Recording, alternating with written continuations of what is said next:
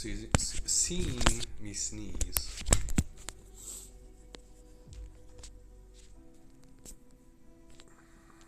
Alright, so I've got like a hangnail thingy.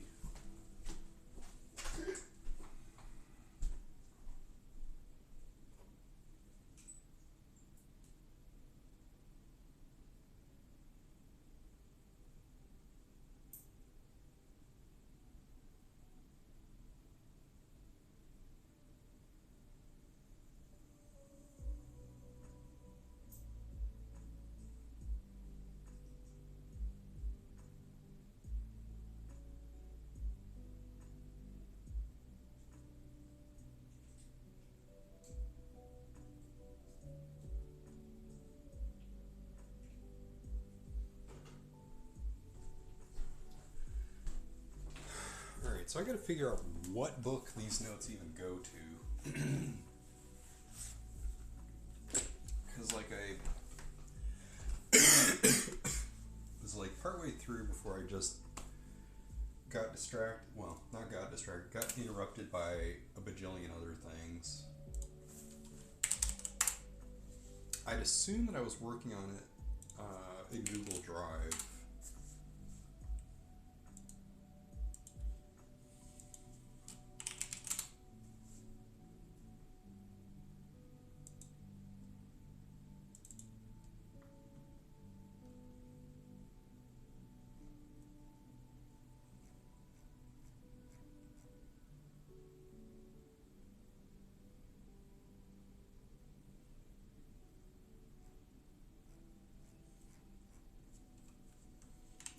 This isn't it.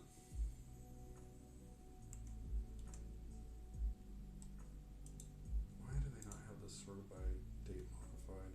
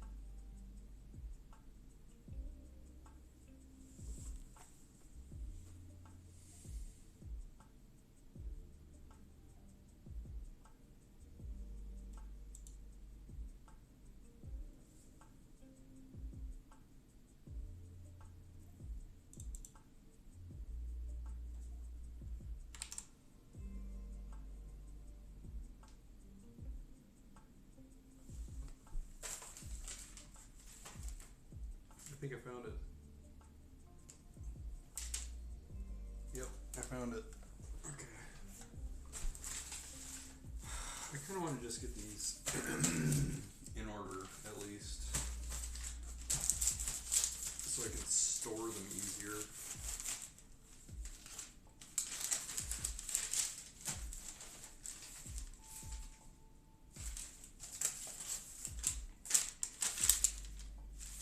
I'm not really going to store them. I'm going to throw out each page after I've digitized it.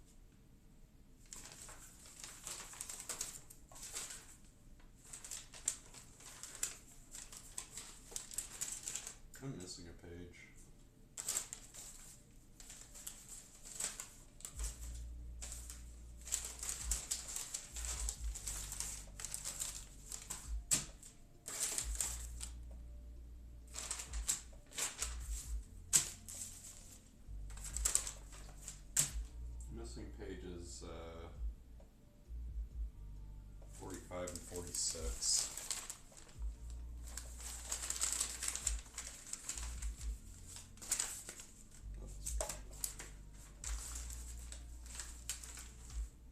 Where do I have page 89 in here? This goes to something else.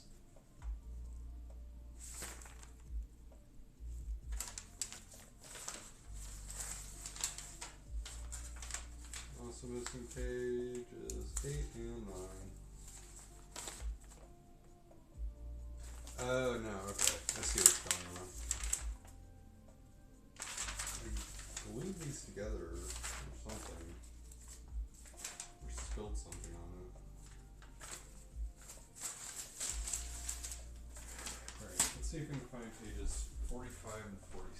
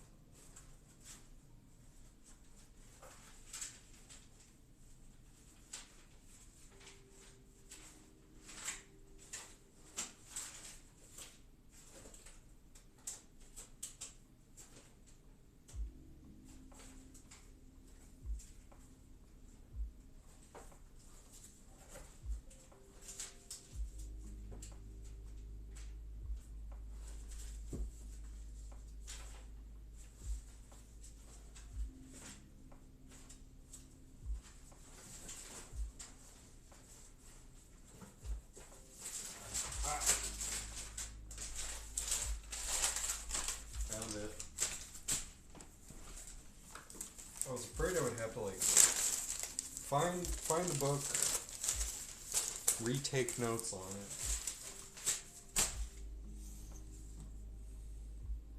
Let's open up Twitch and see if the person who is viewing this is even making any comments.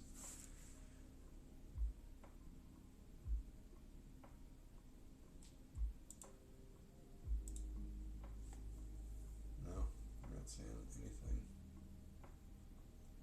See what the delay on this is.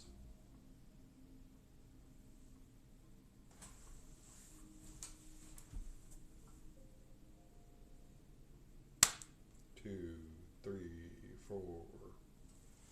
About 3 seconds.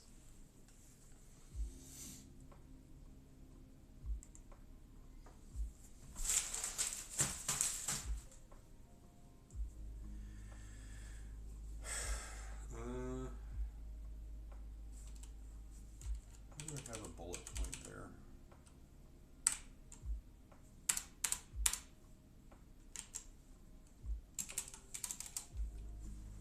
How do I do this most efficiently?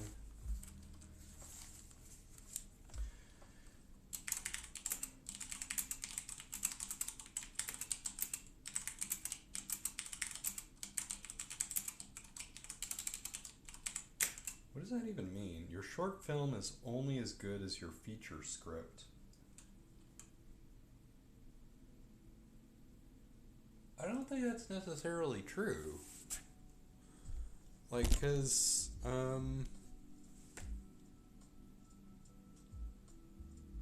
you can write a short film, like, maybe you just don't have as much to say.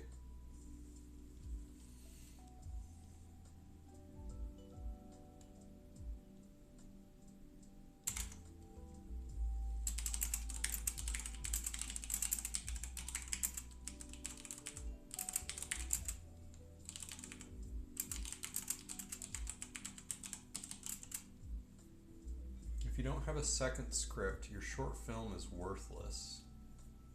Also, I don't know if that's really true. I mean, you do want, if you're planning on making a career out of making films, then yeah, you want to have a lot of ideas ready, because you never know if somebody's going to come along and go, we want you for another movie. What's your plan here? And if you go, I don't really have a plan.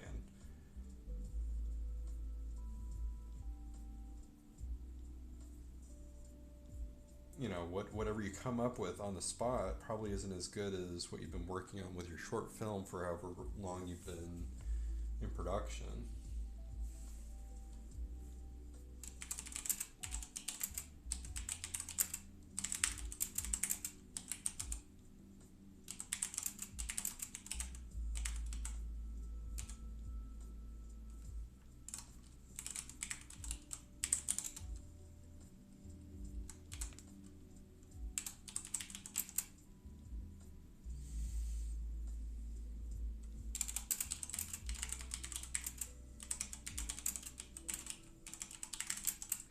Your next script should be saleable and producible and finished before screening. So you've got that baby ready to go before you even air your first short.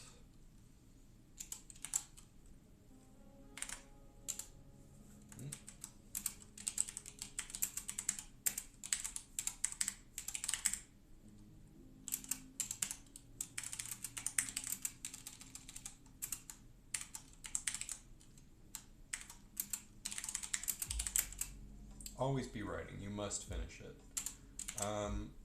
So I guess that pertains both to whatever you're currently working on and your next project. So just always be either working on the project that you've got now or the project that you have coming up.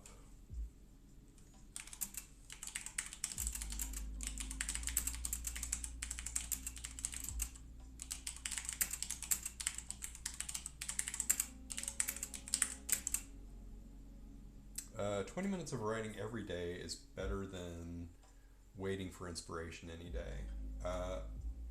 So yeah,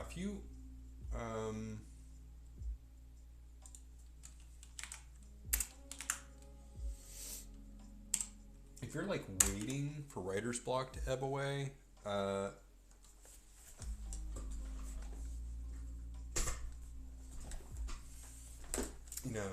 it's not going to happen. Or if it does, it'll take forever for it to happen.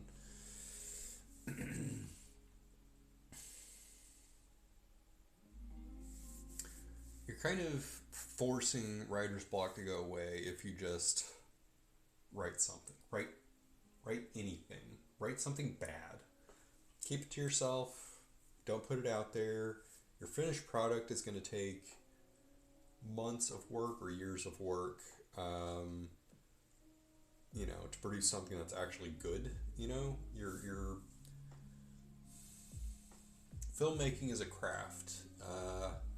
It's both craft and an art. It is both. It is both handiwork and and a masterpiece. You've got the part that's just grunt labor. Just doing things manually, and it's like clockwork.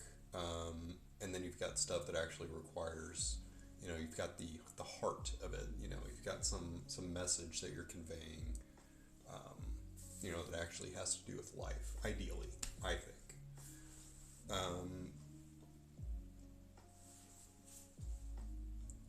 And even then, it's like I've kind of got this idea that you could be cynical about it. Somebody that's been in film for decades, or a writer that's been writing for decades, and at some point for them it goes from, maybe this is a good idea for a story. You've got somebody who's turn from something that's their passion into something that's a job and it's just there to make money. Um, you've turned people from something that you have an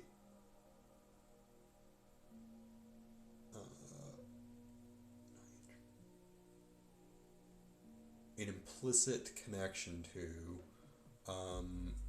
and something that ties you to the world around you versus just, yeah, that's how people work, and I'm good at working with people as if they're, you know, just tools or components or parts, and I know how to manipulate them.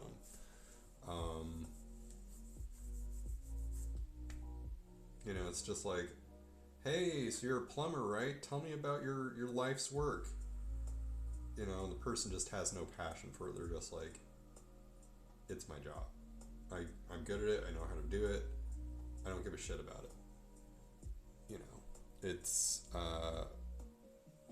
or talking about movies for them becomes not the plumber, like just the person who's a filmmaker. The talking to a creative person, and you can just tell all the passion is just drained out of them, and they're just like, yeah, I wrote that and it was tremendously successful, and I got 5% of the profits out of a movie that made like $20,000. So yeah, I did it. I'm glad you liked it. That's what the character said. It's a good character. I really wish I could retire, but I can't. So I'm just gonna keep doing this bullshit.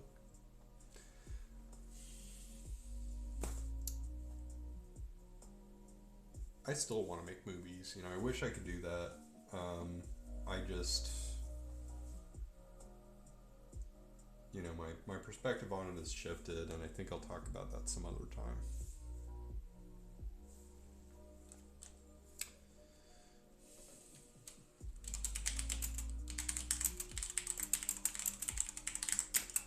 Right first thing in the morning.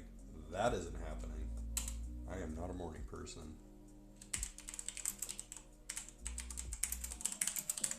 Don't agonize over it. Also not happening. I agonize over everything.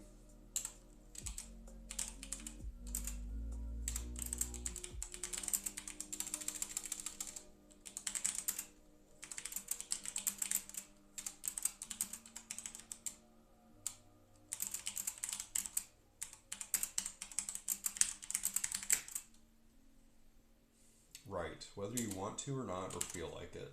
This is sounding like a list of proverbs, but the way that I take notes is just distill down paragraphs or long sentences into kind of brief things.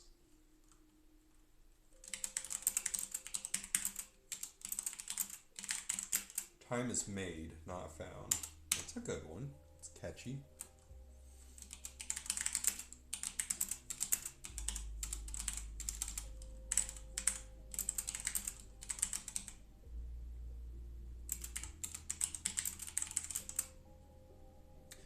Writing takes energy and gives back more. Sometimes.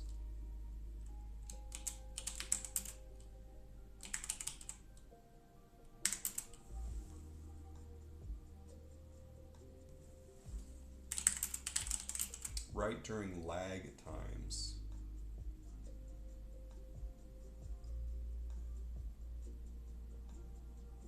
I don't know what lag times are. I guess when things are lagging, just right when you have time for it.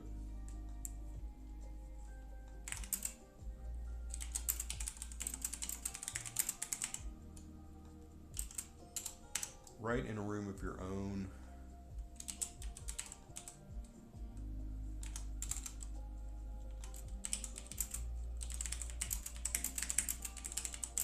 Aloneness should be the norm. So write when you're by yourself, not when you're surrounded by people.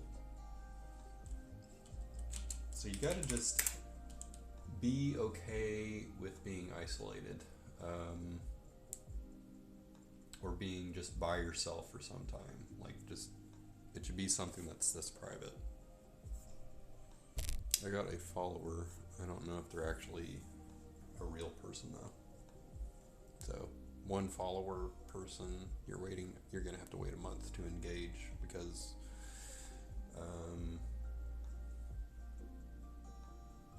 I don't want to get spammers and stuff.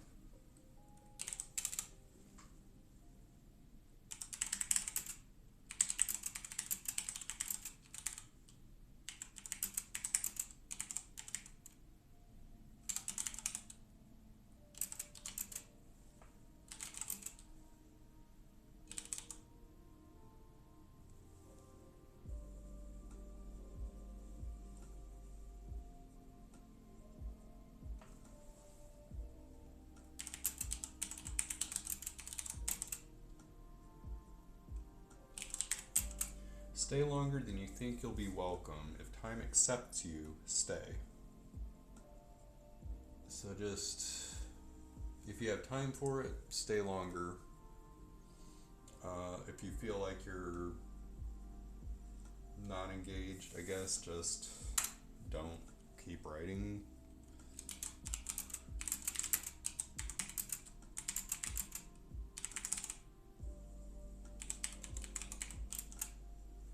Come to the aid of the interrupted.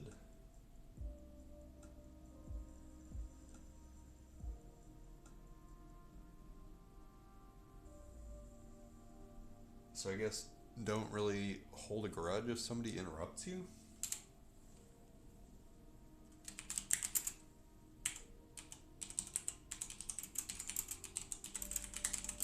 Oh, I think that has to do with writing with multiple people.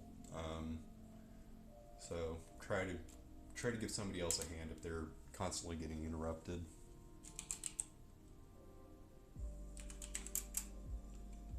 Take messages for each other. Watch each other's stuff. Obviously, you don't want to get stuff stolen.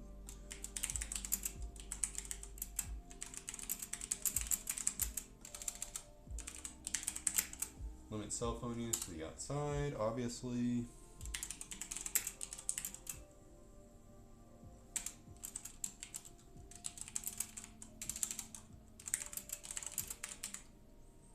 Never ask, are you done yet?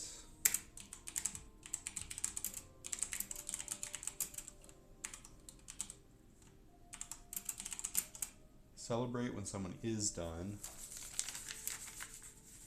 Yeah, I mean, people usually cheer when something is finally made available.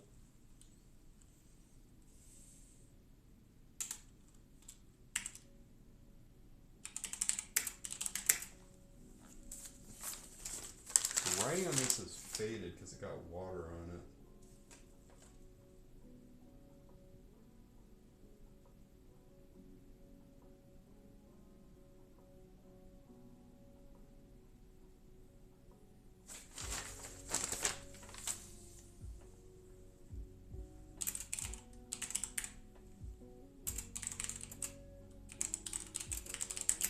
I guess this has to do with going to like a cafe or something. Never have a romance with a regular there, because I guess if you're writing like a Starbucks or something and you get romantically entangled with somebody there, you're gonna have to find a new spot. Although it's like, okay, you kind of have to reassess your priorities there. Would you rather just go to different Starbucks, and continue the romance, or are you really that tied to that specific location?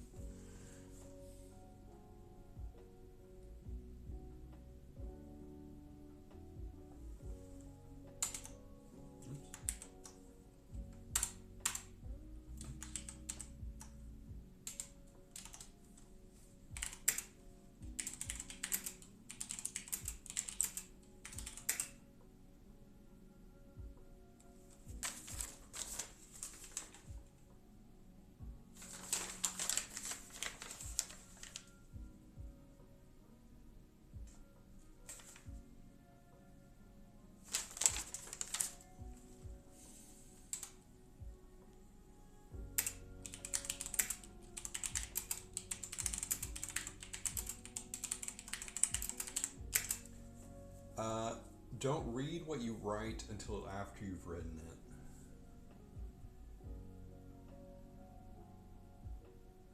So maybe wait until you've gotten through the whole thing to make revisions. We got through a page.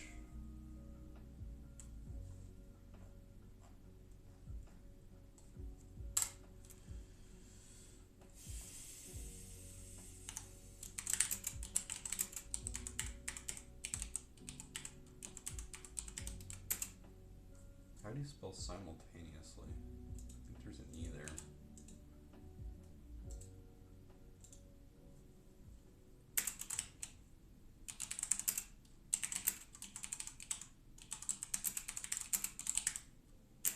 You can't simultaneously create and criticize your work. Yeah, I can see that. Those are kind of competing forces sometimes.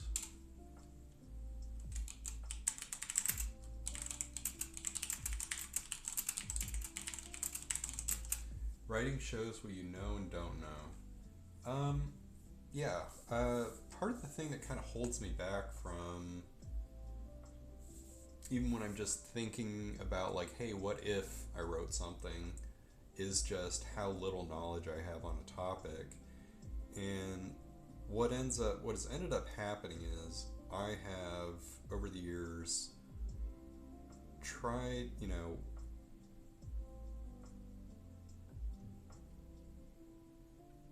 been more deferent to research than creativity, to a point where I'm like realizing, kind of an expanding awareness of the world around me and kind of the problems of it has taken me out of wanting to write fiction and put me more into a place where I'm involved with the actual situations of the world without necessarily commenting on them. So I'm kind of in the worst place where I'm torn between really wanting to be creative and not being able to do enough research. So I can't write and I can't do research, because I'm being held back by both, because my real desire is to be creative. And I mean, I know you can be creative in multiple things, but I mean creative in this specific art.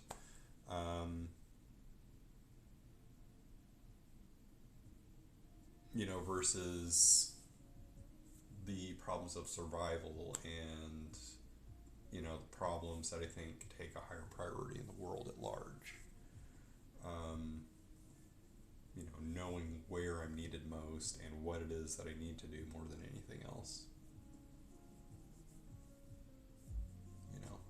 That's why at some point I feel like I need to go back to college and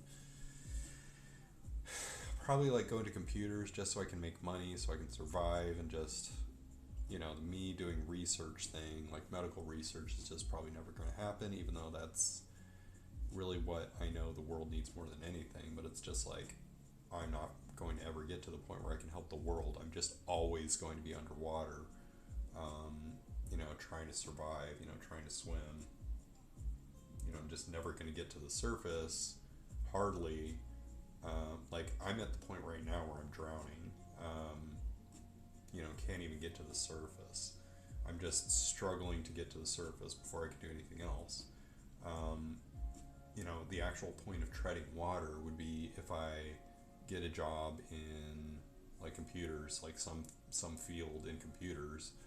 I'm able to make them enough money to kind of, for that to be sustainable, just because right now what's happening is my income isn't high enough to where I can actually survive long term off of what I'm making in my current line of work. So I just have to switch careers in order to survive. I'm never going to get to the point, I don't think, just because life is too short for it to happen, where I'm able to rescue other people like a lifeguard by going into medical research. And I think kind of the most far out thing is just being on the beach and making sandcastles, and that would just be the creative thing.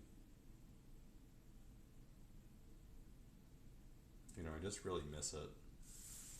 I miss even the thought of entertaining it and going into movies and writing reviews about movies and stuff.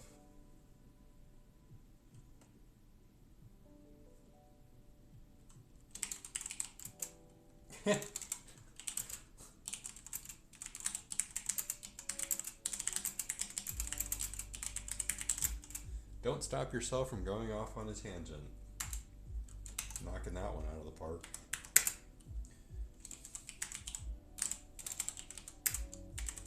Story of my life. Writer's block KO.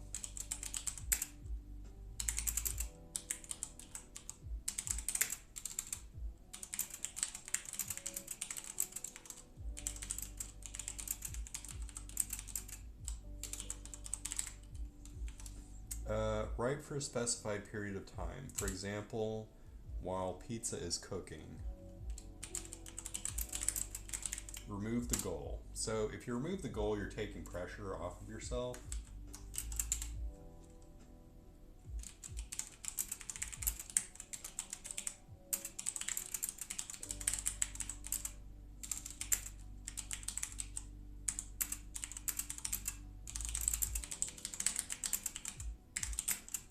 Write your script with a different language on or with a different media. So tell your story with visuals or with sculpture, like visual. Do like macaroni art. Just do it with school glue and glitter. Just something other than a text document or a typewriter.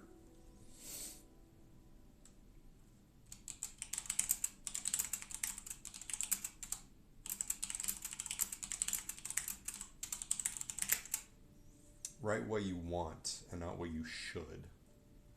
So, I've been reading or listening to an audiobook of Dangerous, is it Dangerous Stories?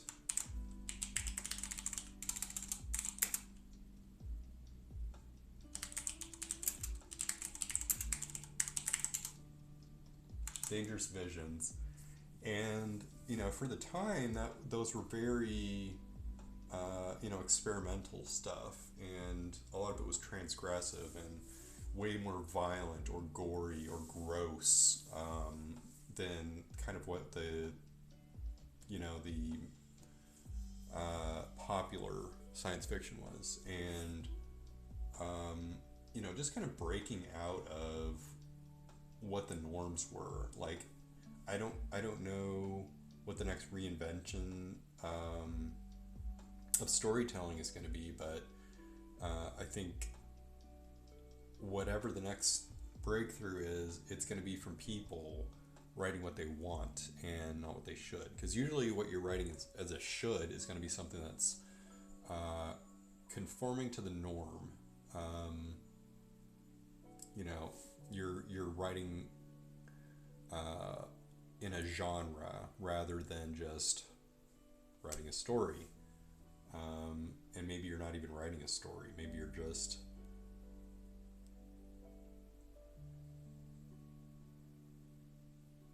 just creating, or maybe you're just doing something and kind of the format for that happens to be writing.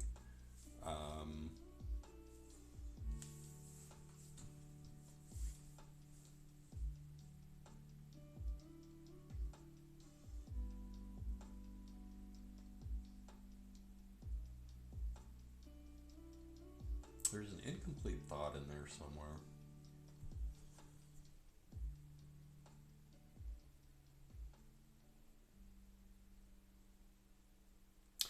Yeah, I guess the writing what you should is what's going to sell. Uh, Writing what you want can be very personal. But sometimes writing what you want turns into something that is sellable and not just sellable, but is the thing that kind of makes a revolution in the art. And it's possible if you do that, if you write something that's tremendously impactful, you won't be making money off of that. You'll be making off of the next project that you make, or something like that.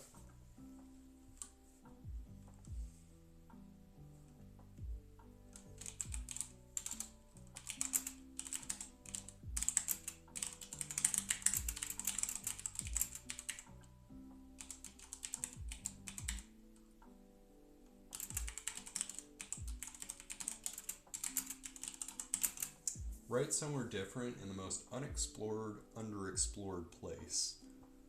So, yeah, I guess Urban X could be where you write, or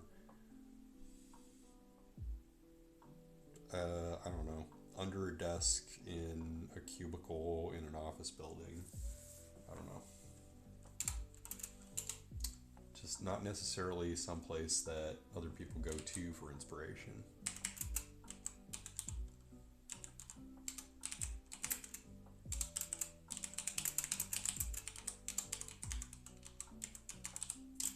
At Jeopardy, short of the ridiculous. I don't know if that has to do with the stories that you're writing or with where you're writing. You don't want to write in the middle of a highway, maybe.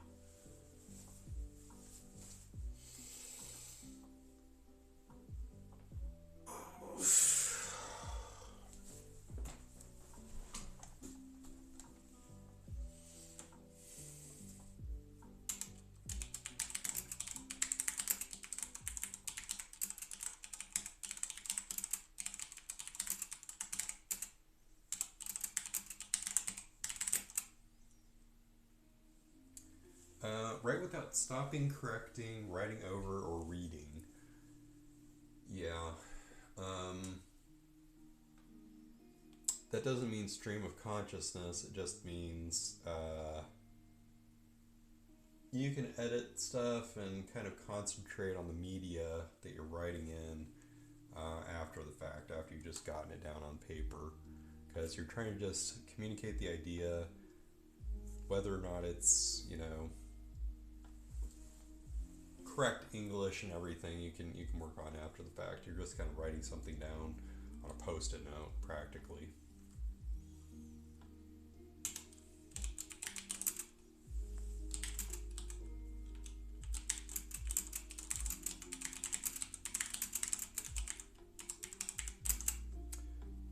Write an email to your friend about the problem. Yeah, that's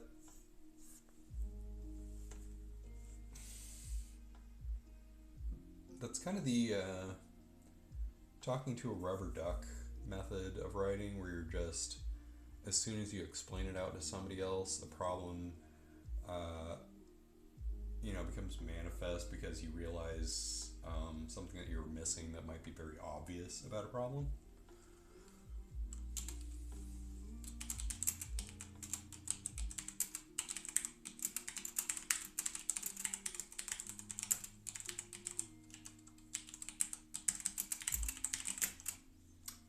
Use slash marks if you have multiple words / phrases in mind. That's good advice.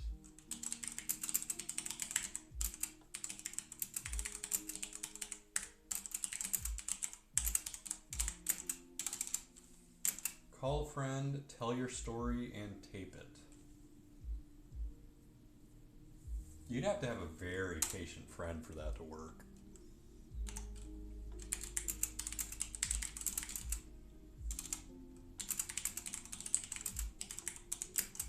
Do it again if it doesn't flow. I don't know if that means write it again or re-perform it.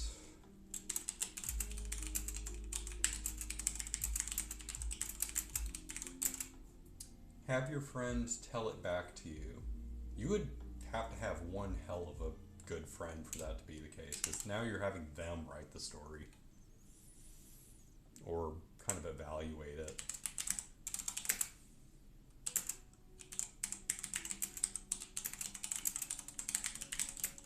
Take a weekend away from everyone.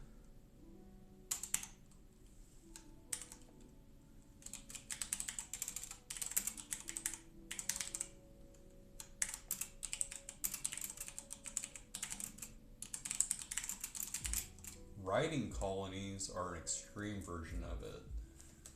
I don't know if writing camps for adults are a thing. That seems like it would be like a convention, you know? Maybe those were more popular back in the 70s.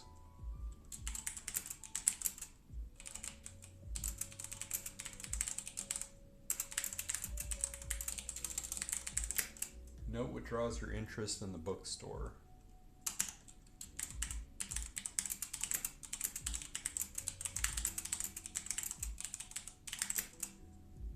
Include it or think about it when writing.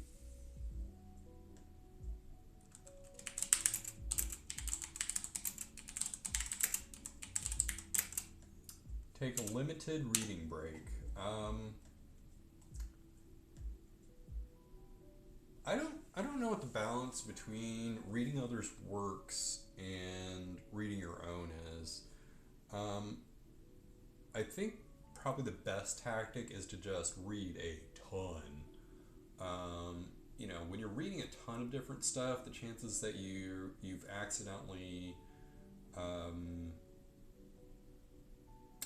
accidentally or deliberately lifted something from the latest thing that you've read is kind of minimized.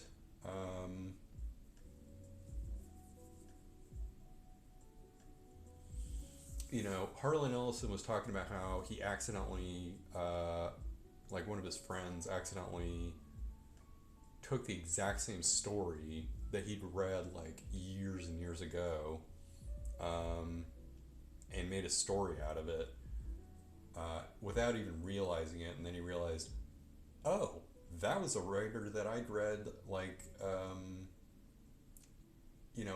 it was a story from like the 1920s, and he'd accidentally carbon copied it pretty much, at least the story structure of it. I think knowing what your influences are is the better tack. If something that you've created comes out, it's a result of a milieu of different sources.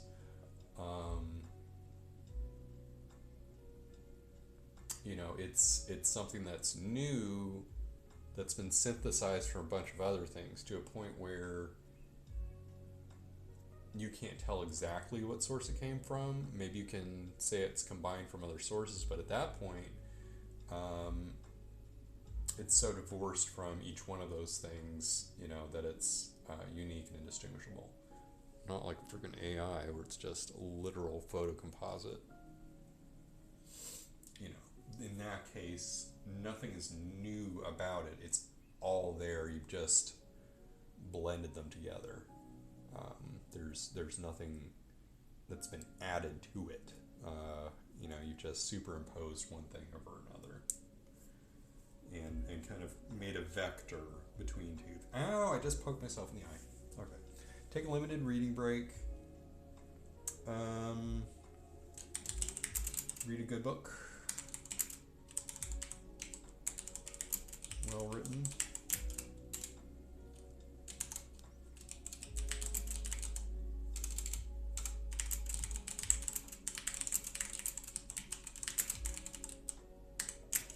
Write in something other than script format.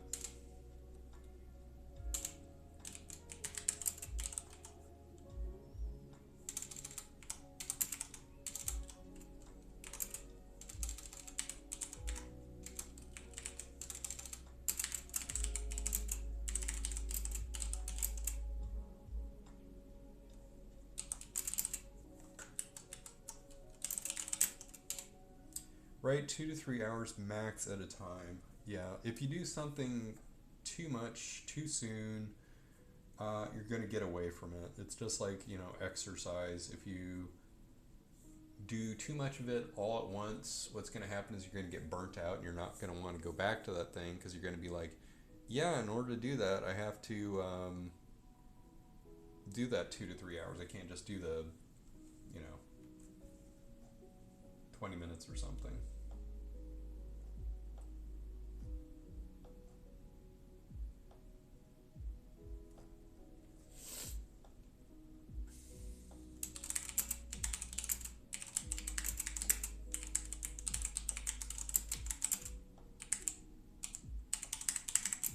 first draft is preparation for rewriting. So just assume that you're going to be rewriting it. You know, your first draft is a first draft. It's just the first step out of many.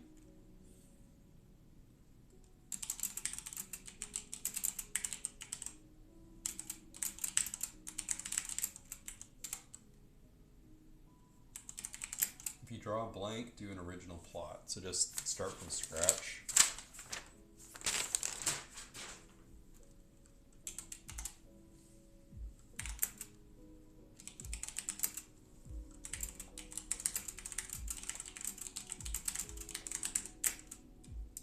Write on days you don't want to write. So maybe.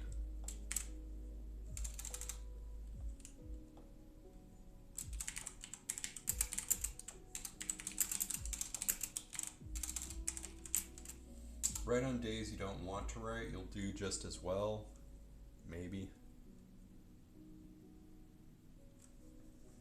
Right, how did I format this?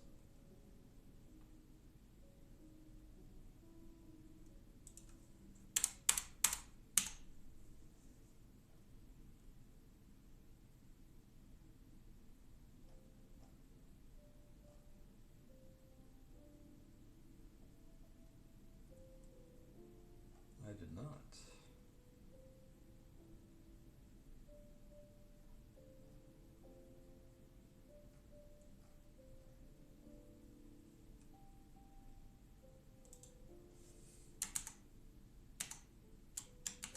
Oops.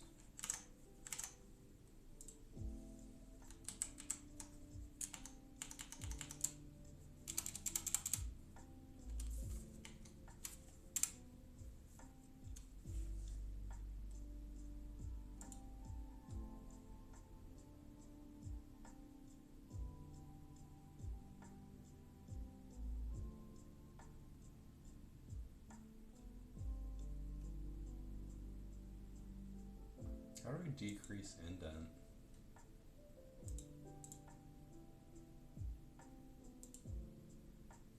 Well, that's as far as the indent decreasing goes.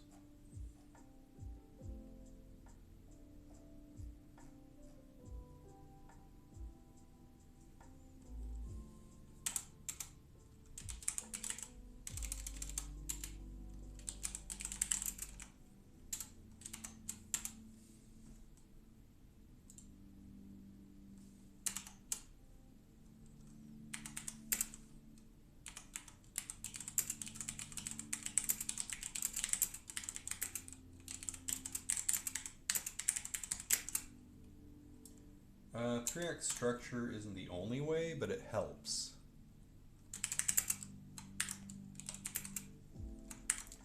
The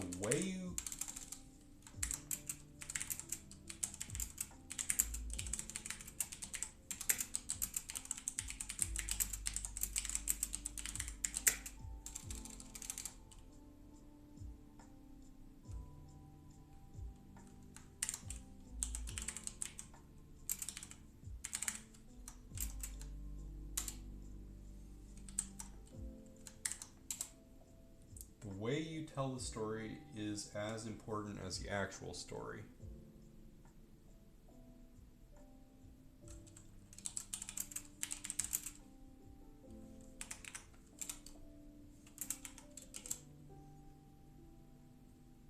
See page 46. I don't know what that's in context to.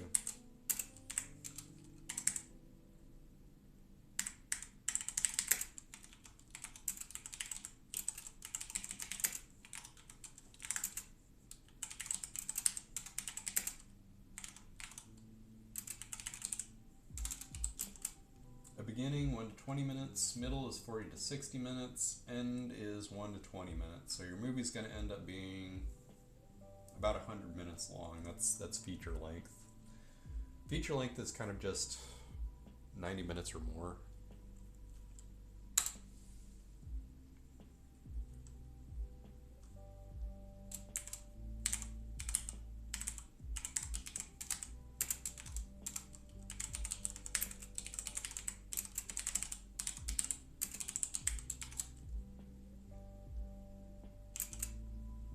protagonist is morally strong, otherwise weak.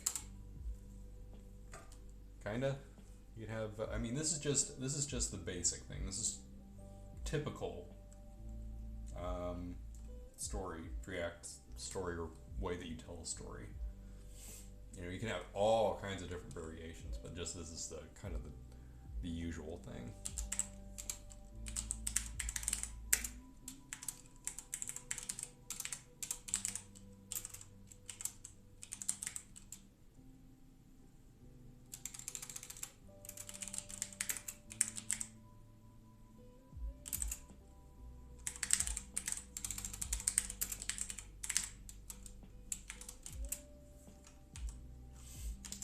Antagonist is the opposite. Morally weak, otherwise strong.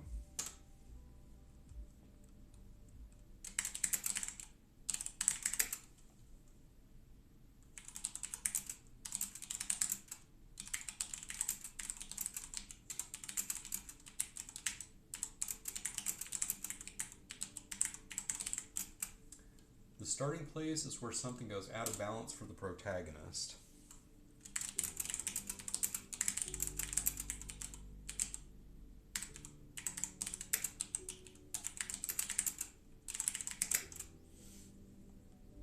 The end is where the protagonist accepts the change.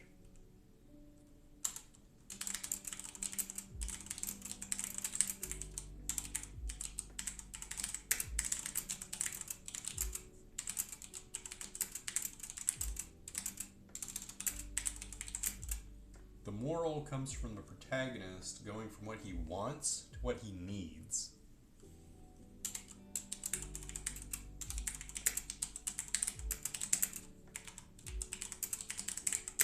Hollywood favors the three-act system.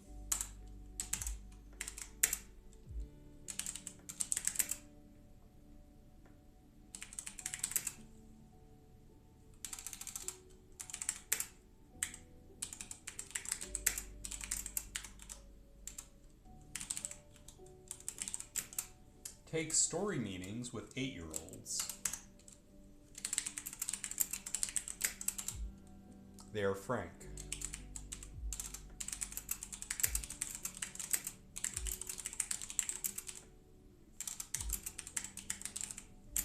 They let you know when something is unclear.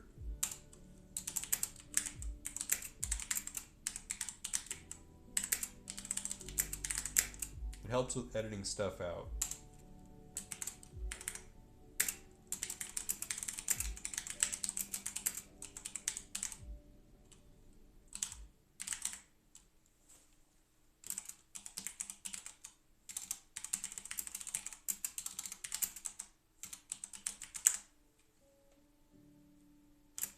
Love your friends for criticizing, especially your script.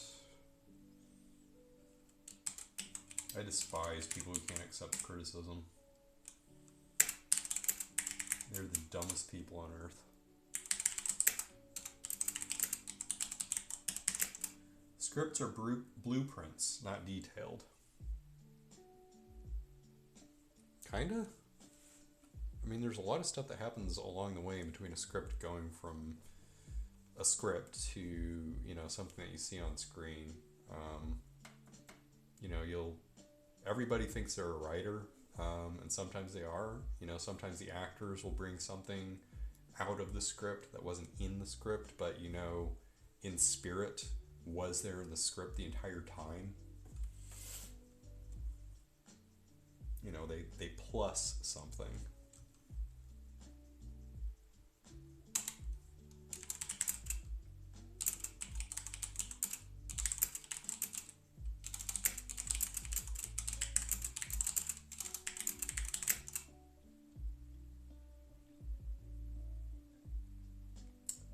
Pick a critic who knows what to leave in and out.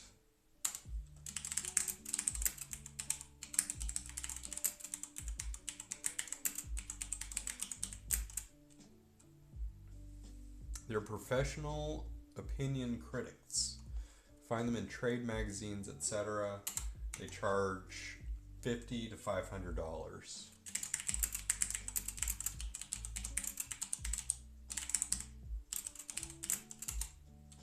Find them in trade magazines, etc.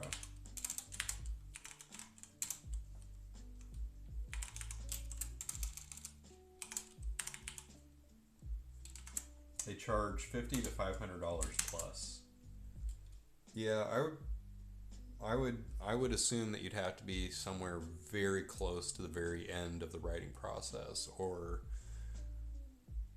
you're very confident you've got a finished product before you bring it to an edit. Somebody that's a critic.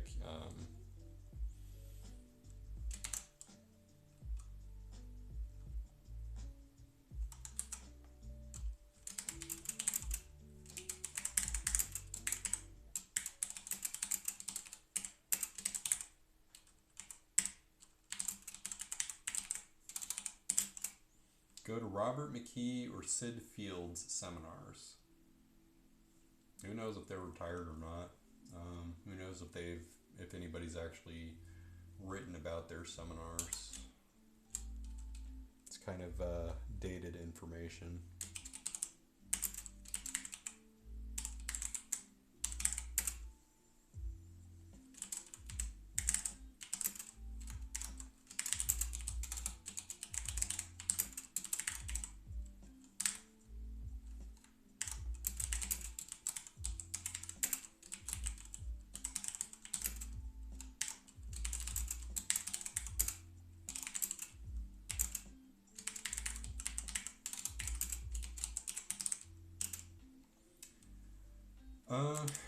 Oops. Read Christopher Vogler's The Writer's Journey and Joseph Campbell's The Hero with a Thousand Faces. I don't know if I'd actually get anything new out of that just because so many other people have talked about it.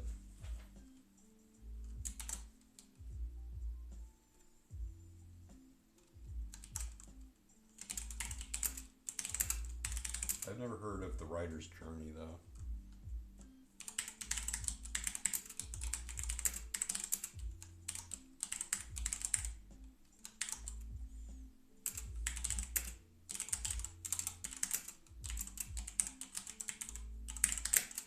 Don't let your unfinished script get anywhere near someone in development. The way that sentence is written, it could pertain to getting near somebody else who develops stuff, or letting an undeveloped script get near someone else, because they can just lift ideas and form and the structure straight out of it, or something that's unique to your story. Ideas aren't copyrightable, so if you take the premise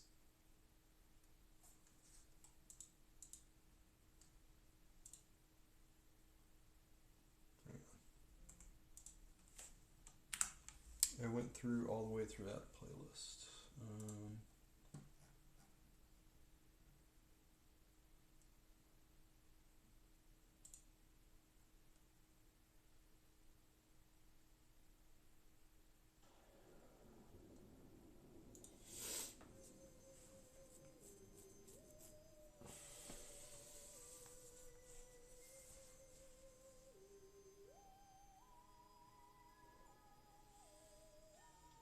So they could just take a concept and make a whole movie out of it, and you're kind of screwed because,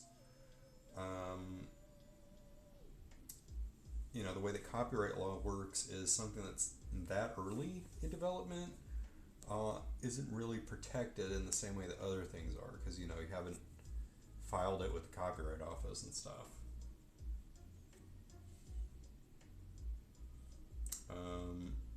And that's your baby, so you don't, you want to protect it.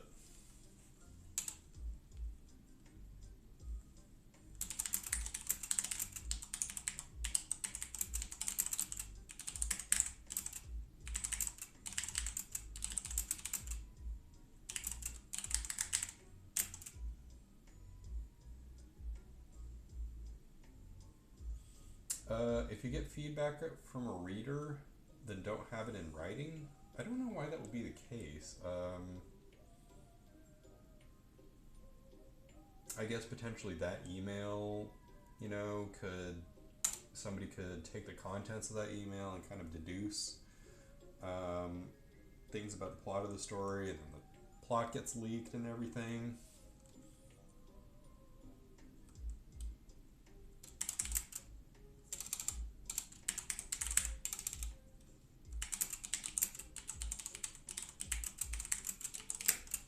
Define what criticism you want. So you need to provide guidelines for what it is that you need help with in the form of criticism. What constructive criticism would look like for you. You know, because if somebody gives you like, yeah, I like the character,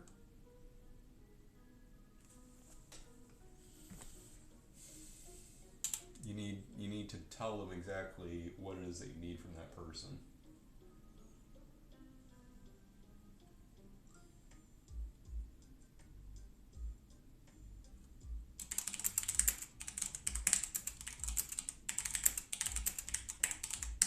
Let the reader know about time limits. Don't call them. Take notes. Don't interrupt.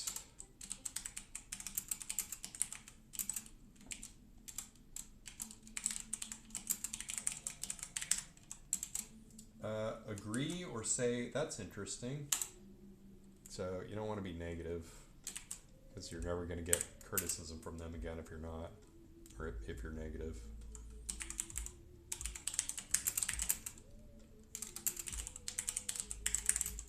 Be supportive and comfortable.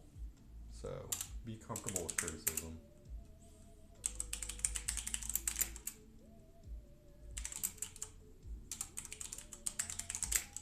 Pay attention to his motivations.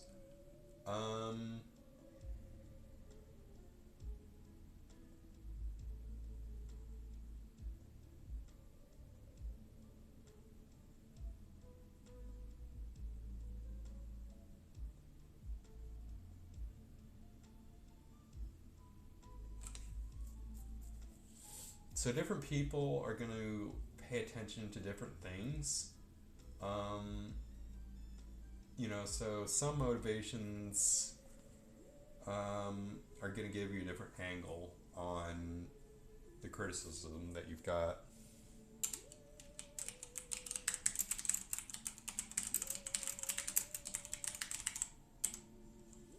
Separate the problem from the solution. I mean, that's pretty obvious, because something can have multiple solutions. Yeah, that's literally what I said next.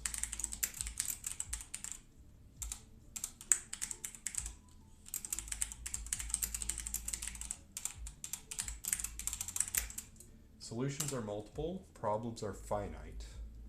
Not in my life, I got infinite problems.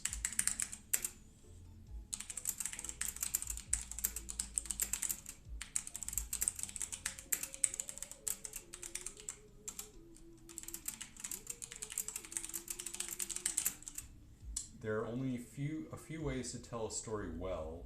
You'll know when you get there.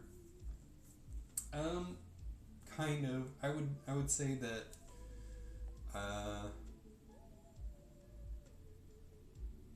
a story that you want to tell is going to have a very finite ways for that specific story to tell it well. It's got its you know, it's like a living creature. It's got only a finite number of ways to feed it and keep it going. It's just, you know, a story has can fit into multiple puzzles. You know, it can be one puzzle piece and can fit into multiple puzzles. You know, but it can't fit into all of them.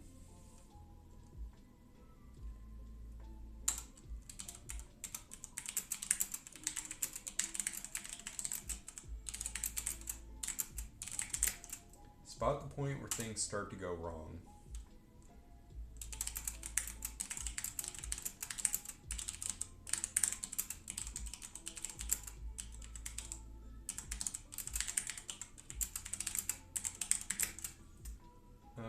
you don't give the characters difficult choices, they'll get bored.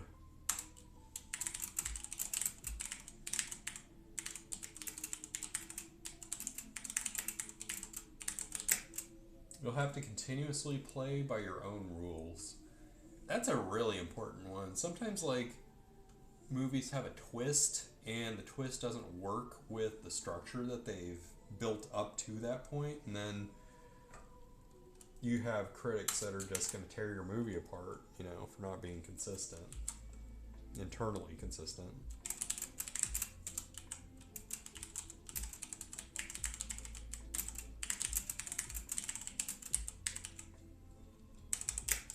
Let them know eventually that you don't agree. I mean, that point's going to come out eventually. You might want to save that until after the movie's been released and you're doing the DVD commentary.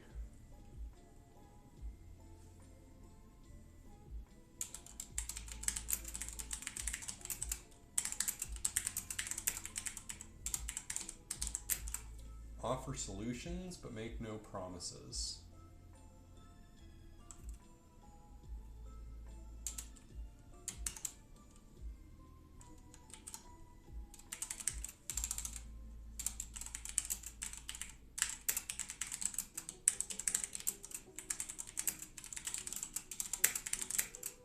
Note common things that several people point out.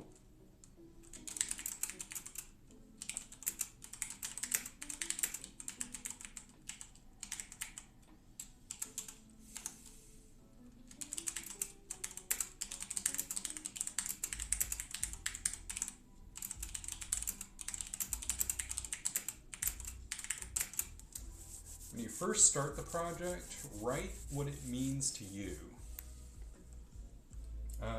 And this is under the heading of when you stop loving your script and film.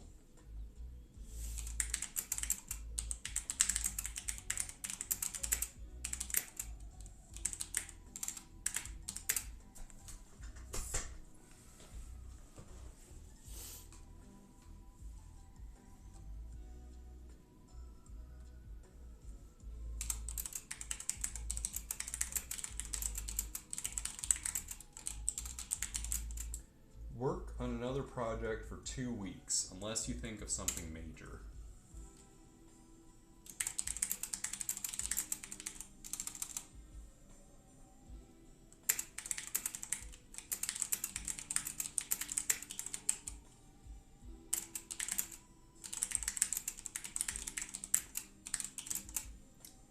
Make sure that you love the story at the core and change locations, etc. So, you know, Fern Gully is the same movie as Avatar, it's just in a different setting.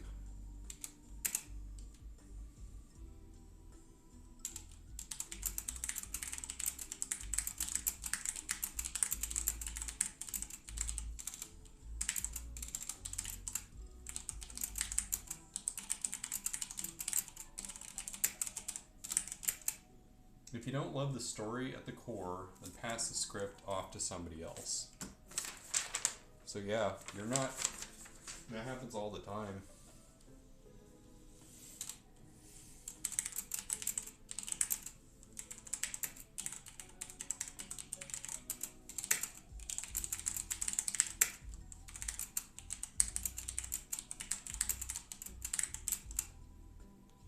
You can have open communications with the person you pass your script off to.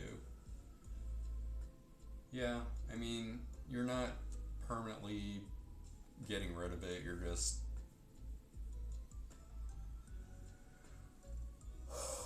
saying you don't really want to keep working on it in the way that you were.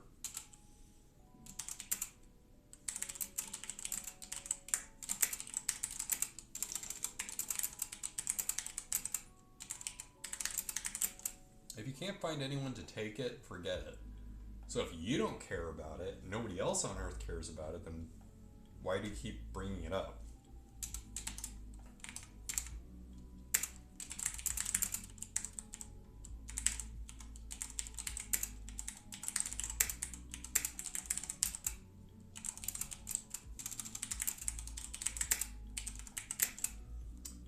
cut the $1,000,000 location on paper, not the editing room.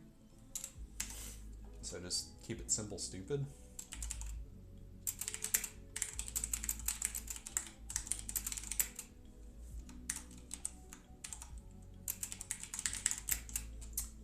No one goes to the movies for a location. I mean, unless you're talking about like a blockbuster movie that's got like $1 billion budget, you know, and they put all the money into special effects and stuff, and or if you got like Dune, where it's like, if you're setting that in a forest, it's not Dune.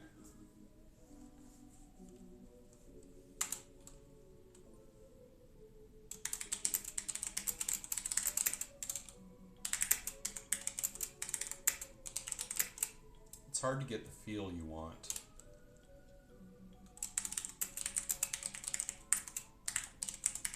You are usually rushed. Yep, that's kind of the way that writers' careers work. They were just firing off scripts like crazy. I guess the most extreme example would be soap operas.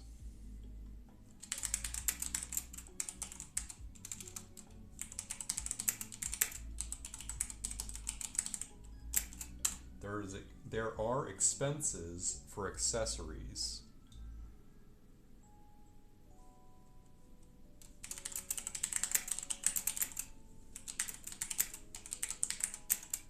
You might have to pay for damage. Yeah, I would assume so. Expenses for accessories, I guess that would have to do with props.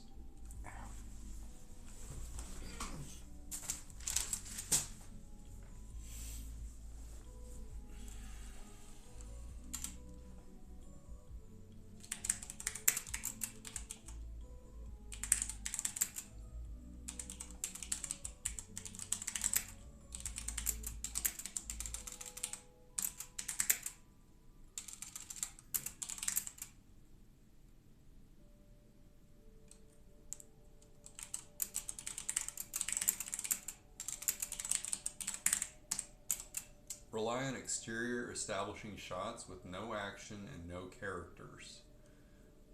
Yeah, because you can just end up recasting something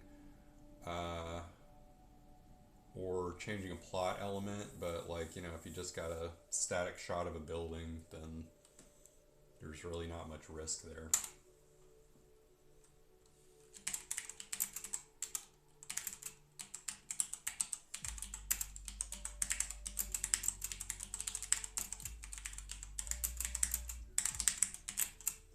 Don't do dramatic scenes on location. You'll be rushed. So yeah, keep the stakes low, and save the big emotional dramatic scenes for the set, you know, an indoor set.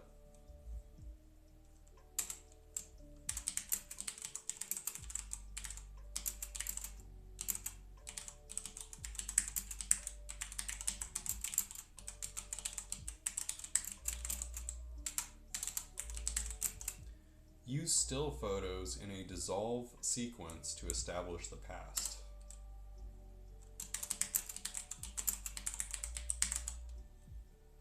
Use stock footage.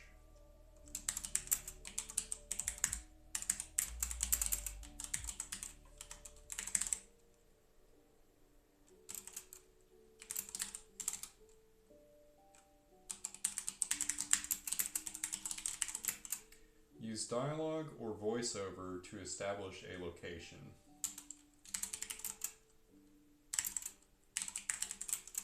Film in nature.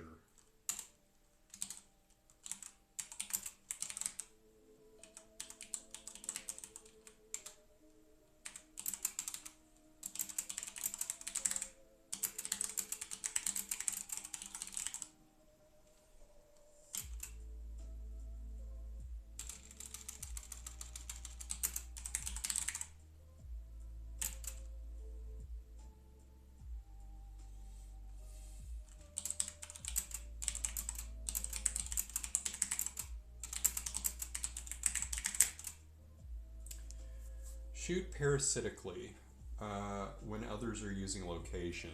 Shoot when a real event is happening. So for that first one,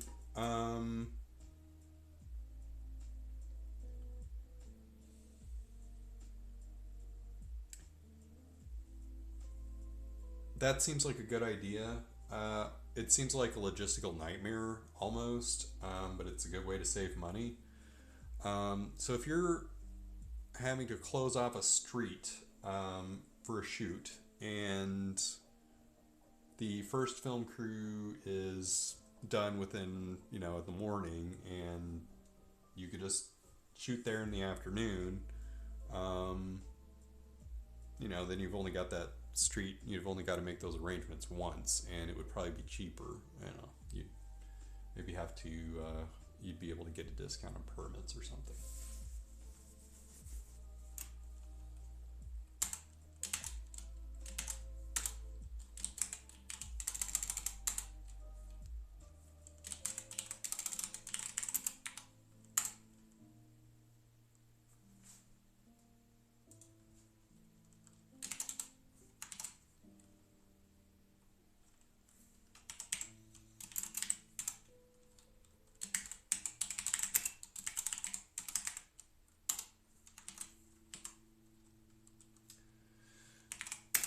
Section 6, getting money.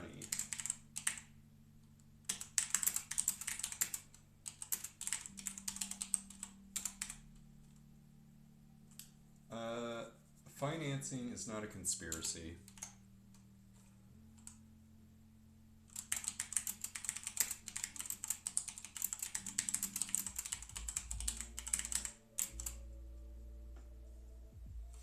Make your film seem like an investment. Usually because it is. If you're somebody that's going into Sundance, you're going to have a bajillion. Ideally, you would have a bajillion sponsors. Each contributing a small amount. Whether that's they're seeing a return in terms of marketing, advertising, like product placement, or just have their name attached to the movie.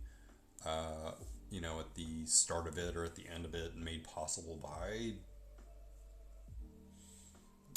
Evil Corp Inc. Or if it's just somebody that's got, like a venture capital or just like an investor or something, and they're not necessarily going to get the same kind of return that they get on a typical business. But if you can guarantee them a small return, then they'll have thought it worth it, and they'll have, their name attached to a movie, and they'll say, maybe they can use that for their investment, their resume as an investor, as a professional investor, or, just for bragging rights, or they might come back to you in the future, because they're expecting a higher return on your next project.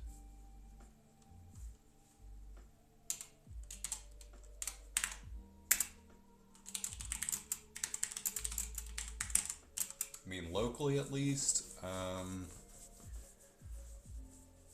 stuff like the arts and stuff, is a loss. It's just a net loss, and they can only rely on donations practically, because they're never going to see a positive return on the investment.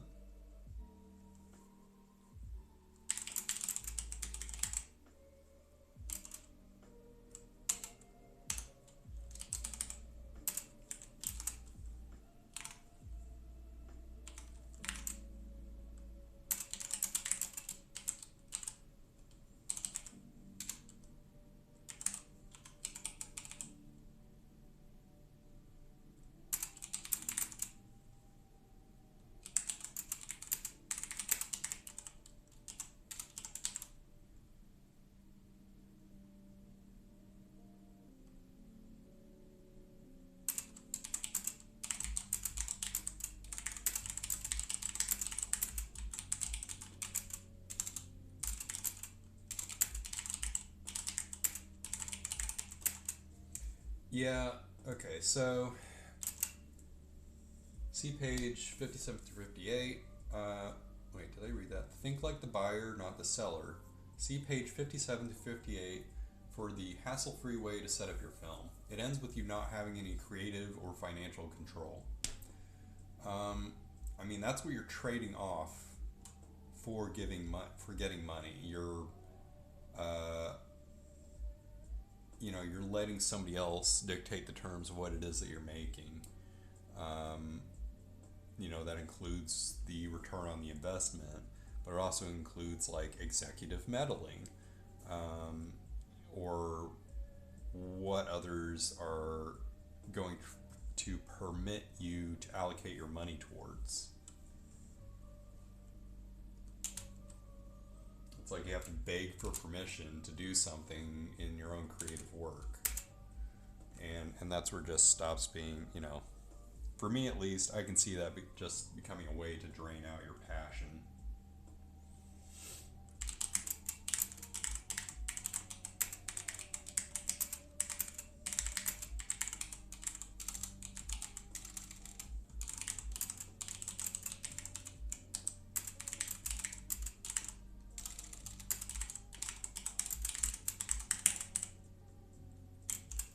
You have to convince yourself by doing homework, which allows you to convince the buyers. So yeah, I mean, if you're planning on approaching this as a business and not as a hobby, you need to know how you're going to keep this sustainable long term as a career.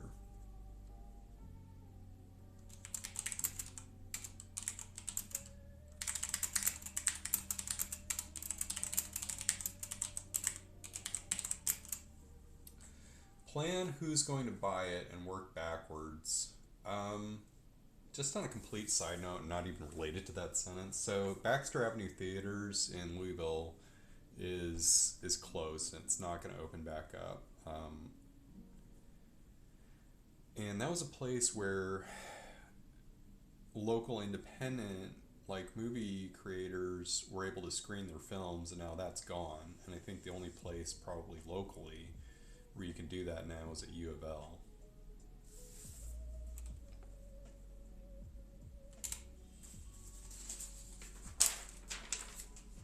That's kind of on the same note as planning for the future.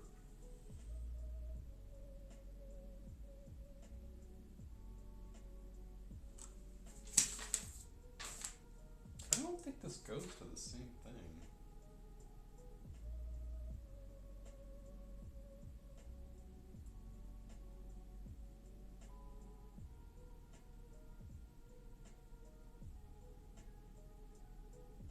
Okay, yeah, it is. Okay.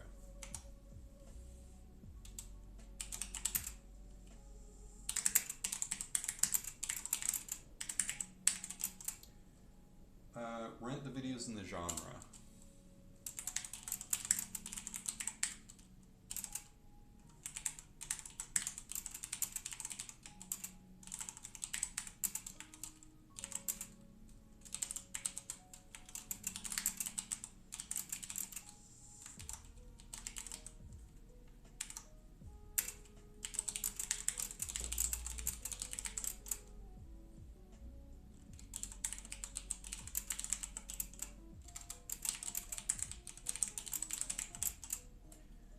Pick the company, producer, or indie company in AFMA that makes the films most like what you want.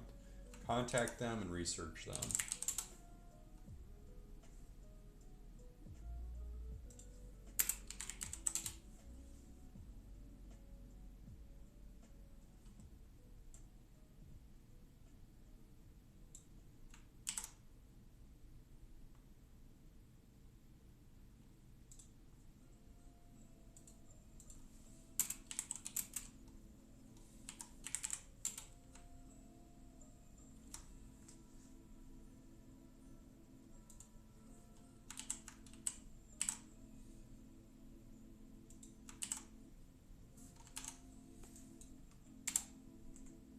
So at the time of the writing, that book was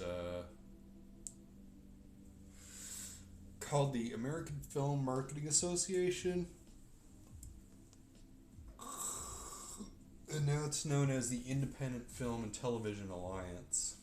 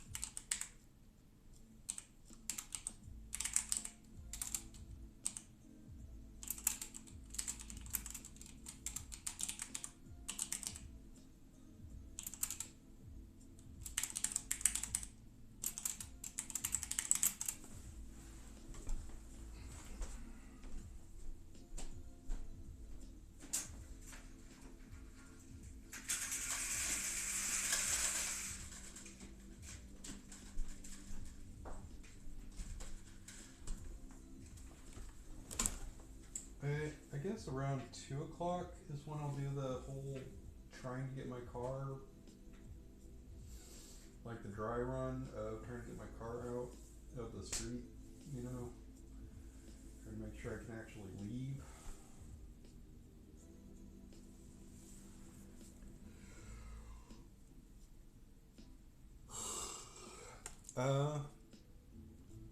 Alright, so pick the company, producer, or indie company in AFMA, now Independent Film and Television Alliance, that makes the films most like what you want. Contact them and research them. So I guess that means don't pick a company just because they had one movie and that was it, that was like what you wanted to make. Find out when they'll start giving you money, what they bought, and for how much. Find it in trade magazines, film festivals, markets, and online.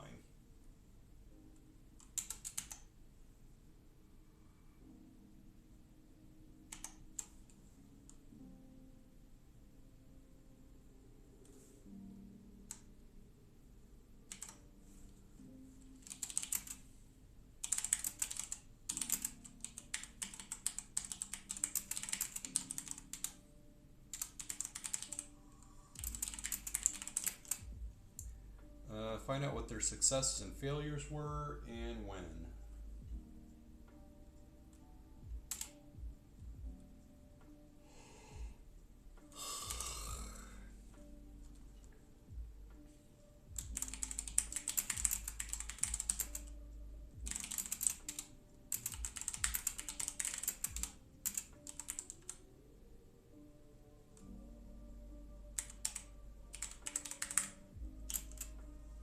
Present the buyers with a money-making opportunity.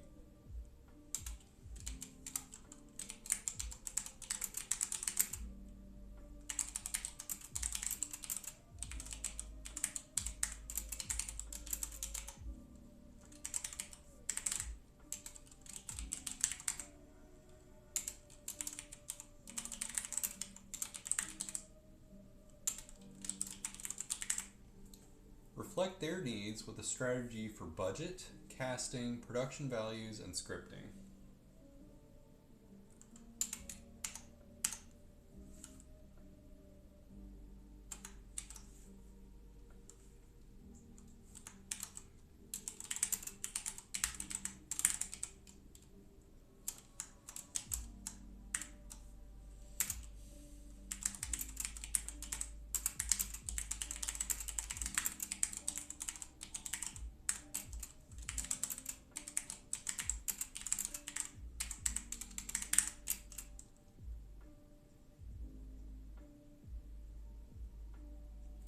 Line producers keep track of spending money responsibly. They design the budget.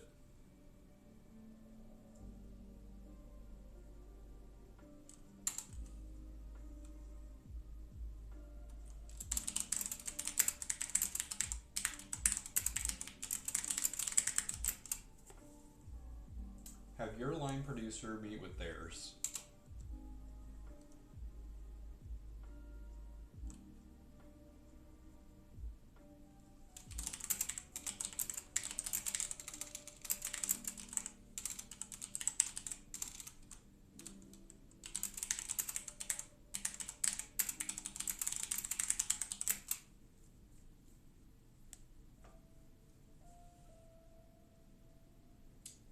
have your line produce. No, you can have the company's line producer be yours.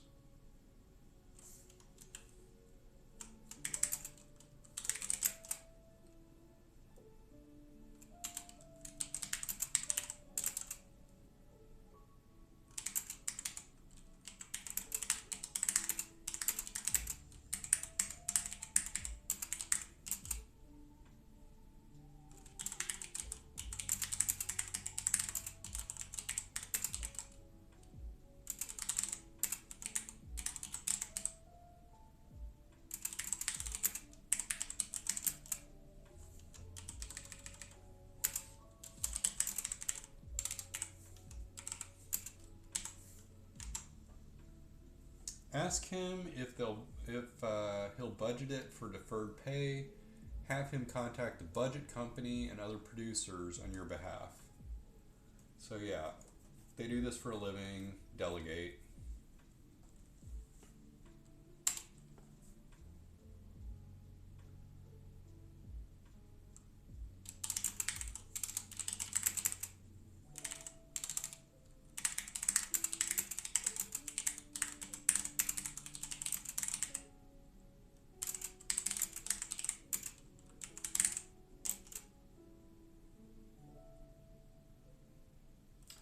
If having a budget and line producer doesn't work, get star power.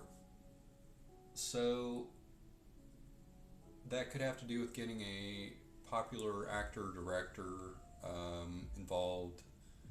You know, somebody that's already. They act like they give you some financial security because you're like, all right, this movie's going to make money. We just don't know exactly how much, or this is how much we can estimate about it. You know,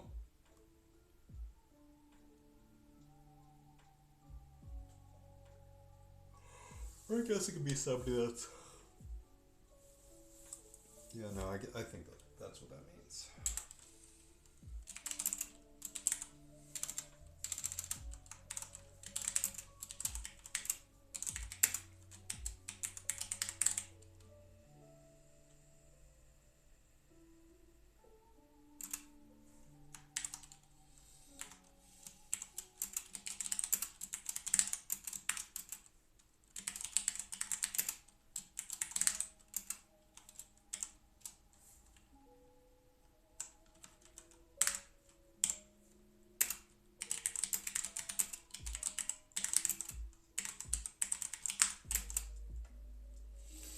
The Hollywood Reporter, I guess, does a thingy that ranks the financial viability of star power and director power.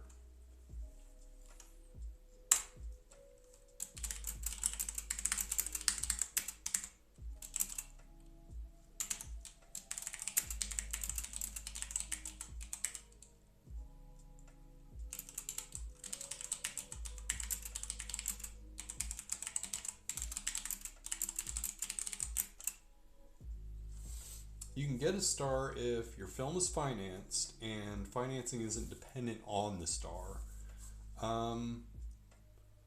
Yeah, you don't want to put that kind of responsibility on one person, or I guess people, because that person could always say, "Yep, nope, I'm out. I got other stuff going on.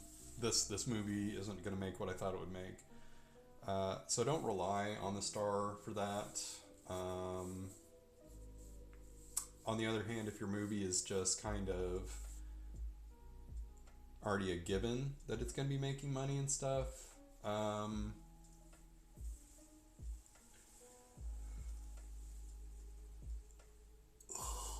gonna eat at some point. It's like 11:30, and I got up at like 7:30. You know, I need to actually eat vegetables and good food. Because yesterday I just ate like pasta and chicken, and I didn't eat vegetables.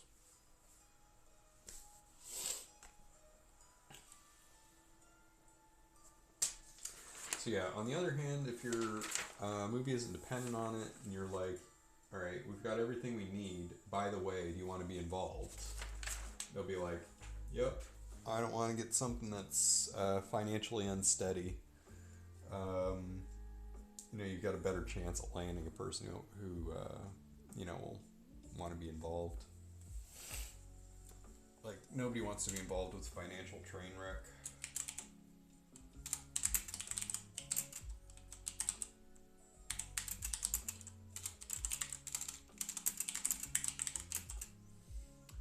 Also, if the star's salary is in the bank,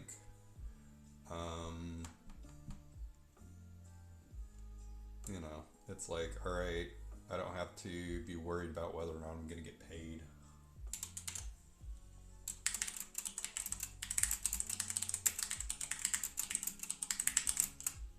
You can get a star through an agent. Duh.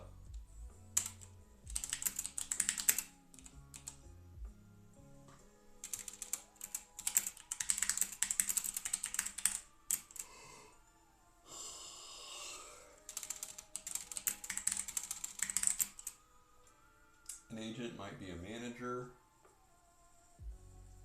It's kind of the same thing.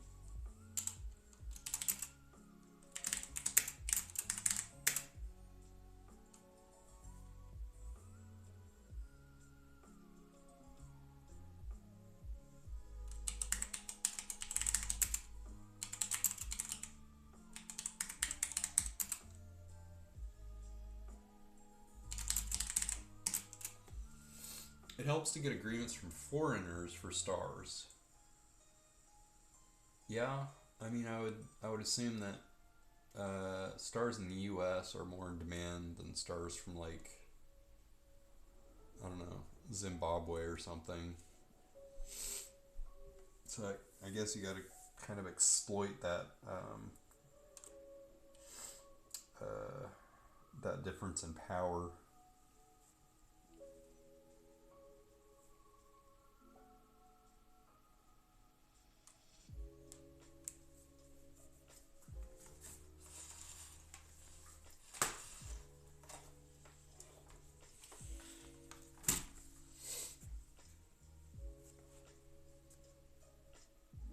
Maybe that's a bad way of phrasing it.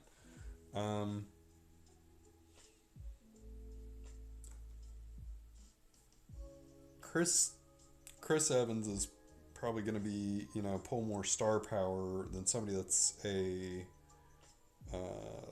foreign film actor, that nobody in the U.S. has ever heard of. Because even when you're talking about, like, movies from other countries that might have been tremendously successful and got all kinds of awards and stuff, financially successful in some other country doesn't necessarily mean it's going to be even thought of as something that's competitive here in the U.S. It's like, oh, this is foreign interest film. It's like, okay, look, there's movies. You don't need to arbitrarily separate them out into different categories. Like, animated feature film isn't allowed to compete with just the live action feature film. Foreign films aren't allowed to be considered, in the same category. I'd much rather something just be on a level plane, where they're all kind of considered in the same group.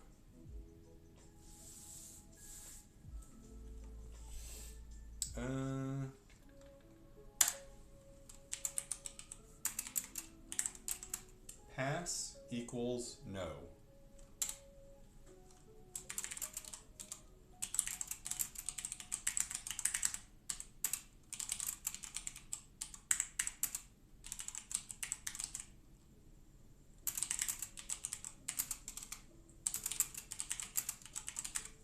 Echo, tell me the temperature. Good morning, Joel. Right now, it's 21 degrees Fahrenheit. Today, expect a high of 24 degrees. Yeah, so it doesn't really matter when I do the car thing, just if I do it.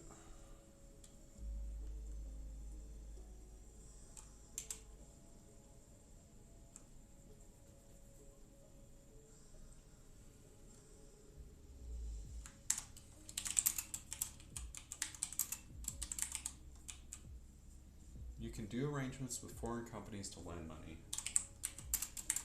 That sounds risky.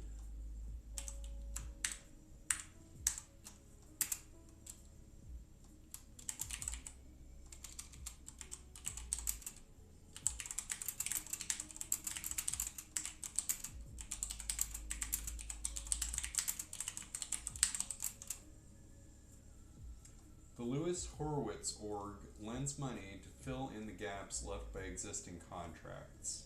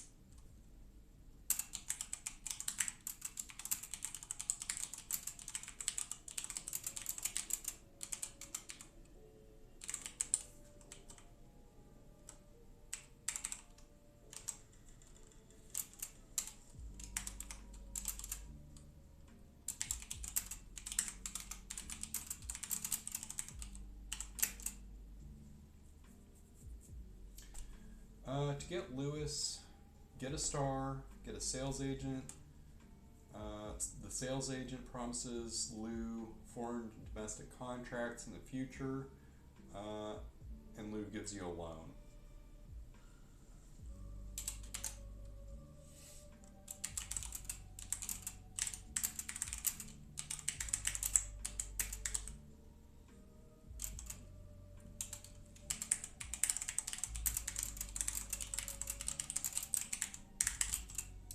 Know how big your audience is and determine if you can make a profit.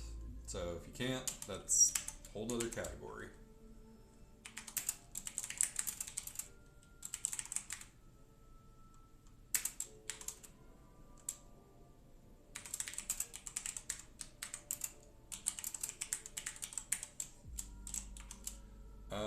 Money is money. Your dentist can produce. So somebody doesn't just have a tagline under their, doesn't always have a tagline under their business that says, "Oh, and I produce movies." It's just sometimes that's a factor in it.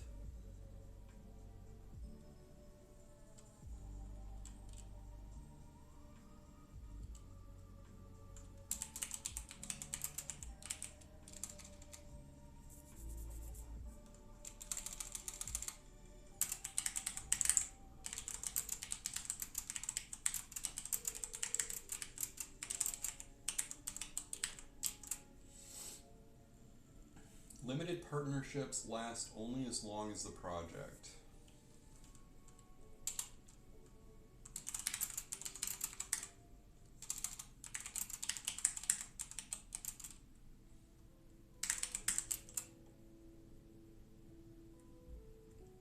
Pay off your investors first.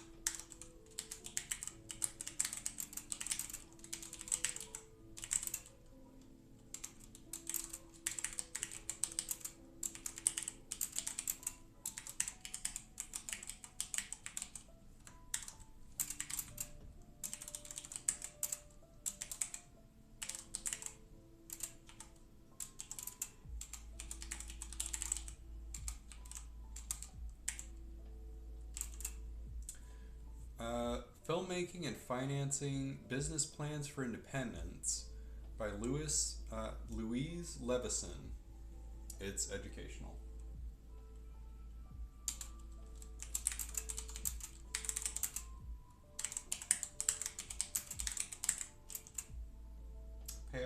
No.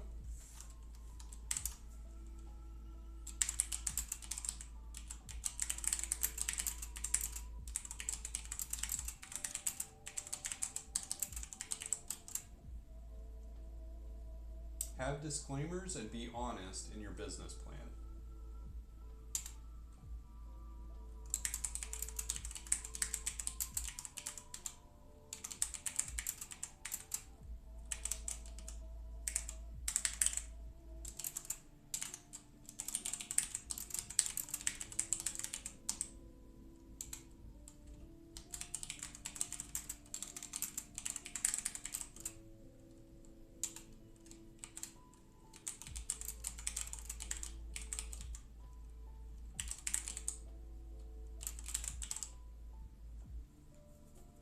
Keep investors informed by newsletter, letters from investors, festivals entered, quotes from distributors, etc.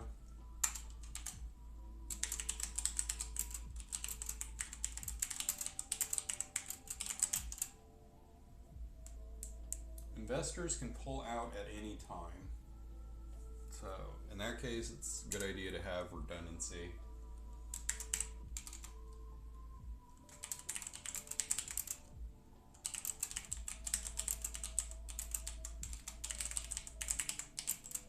Don't let an investor make installments. Yeah, that's a bad idea.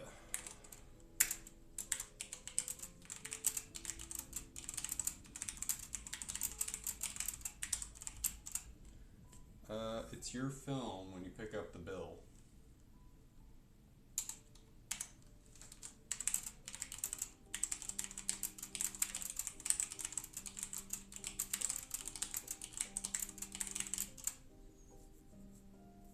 The film belongs to the person who put the most cash down.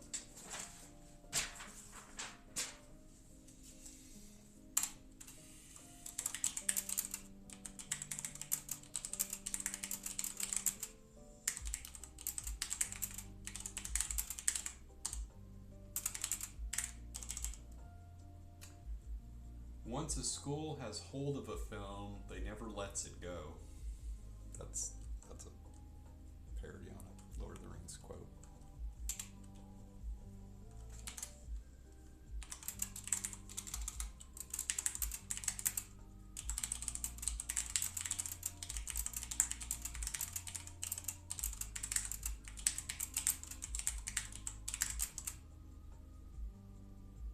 No one cares about this film like you do, so get used to producing.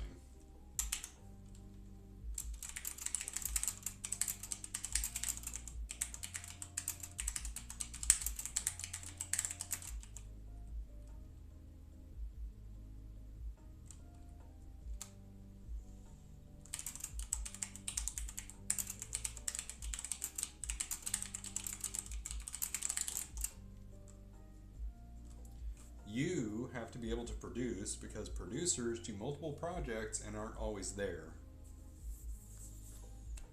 So yeah, in a lot of cases, if you're a director, you're going to be a co-producer.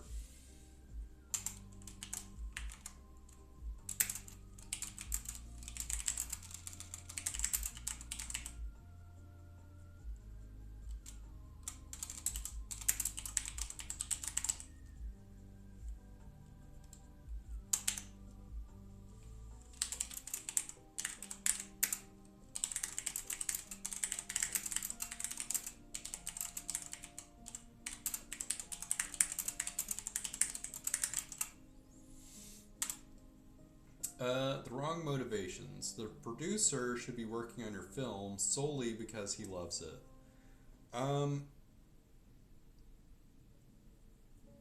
That will be hard to find. I would think. I think the people who, okay, so film isn't really a big business for people at the lower rungs. The people who actually hit it big are really rare, so right now the market is saturated solely because, mostly because people are so, and probably always will be, are so interested in being creators.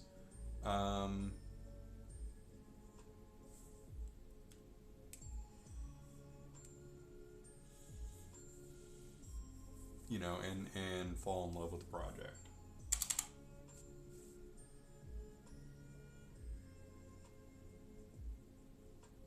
So I guess it's kind of a toss up. You know, some people are in it for the money and want to get famous and want to just think they're going to be someday, you know, at the top of the ladder, you know, or the top of the pyramid. Uh, and they don't realize that they probably are never going to be.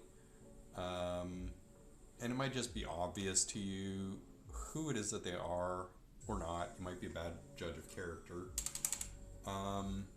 Because somebody can feign being interested in something and then just not be.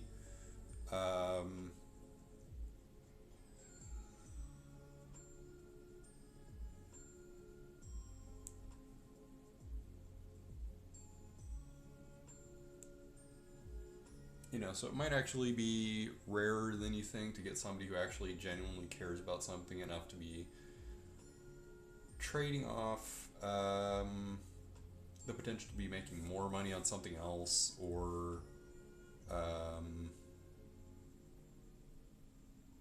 something that they like better. You know, you want them to be emotionally tied to your project.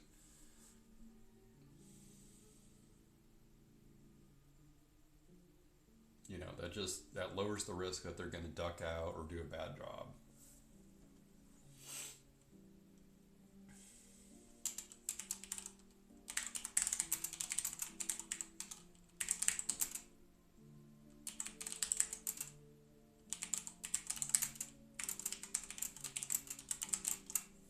Producers with problems create problems to feel at home.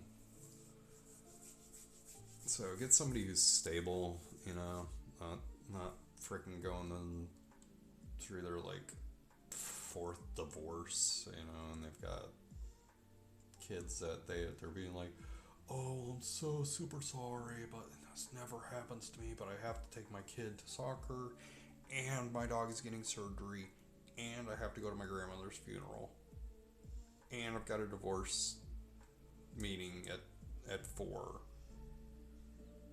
and my roof is collapsing. It's just like, pick somebody who's actually reliable.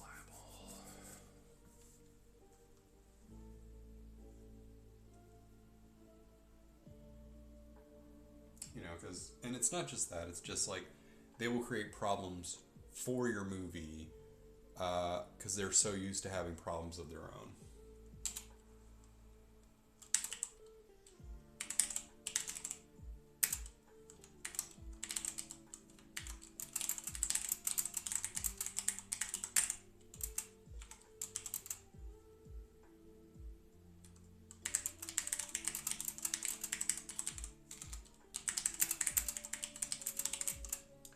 Interview hard to get a good producer. He should do it because he loves it.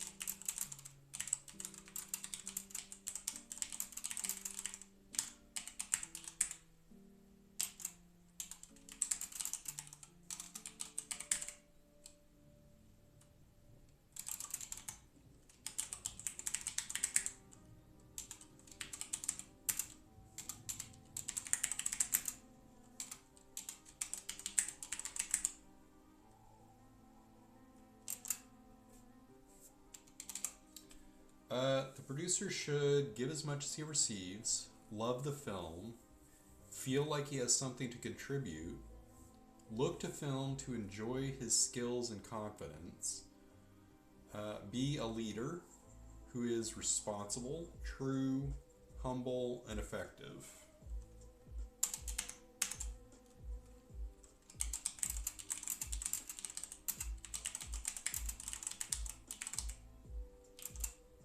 Ask how he has handled conflicts.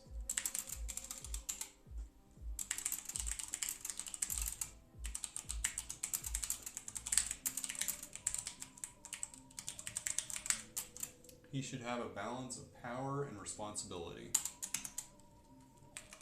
So I guess that means know when to delegate, know when to be able to take charge, but also,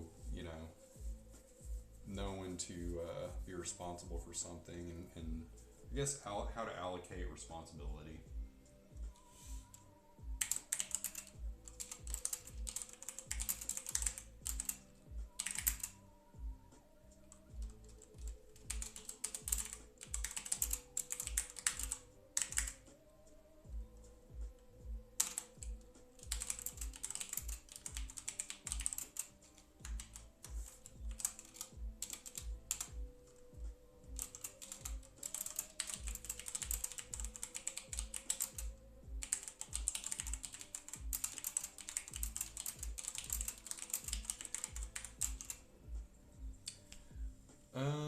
Mom, apple pie, and executive producing. The most important relationship in film is with your family. I guess that goes for a lot of careers. You know, don't neglect your family for the sake of this other thing that you care about, because and I don't mean necessarily your family by blood, but also your found family and friends. Like, don't neglect them.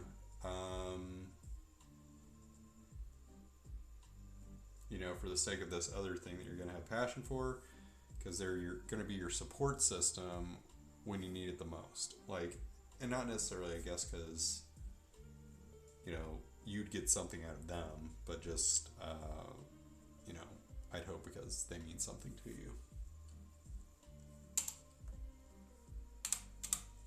Some people have families that are shit. And don't take it for granted.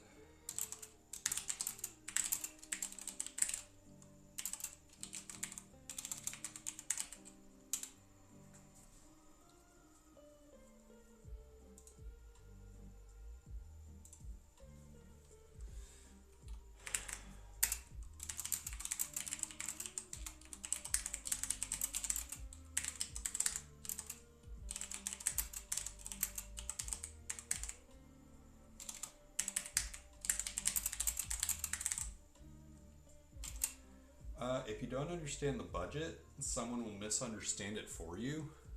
So you have to be the one who knows more about the budget than anything else.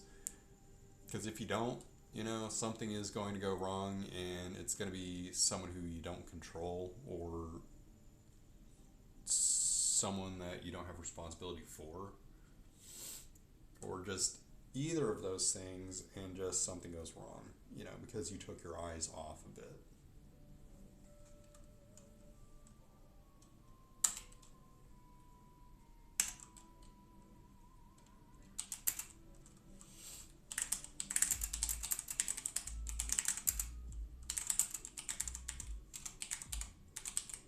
Budget is a blueprint for priorities.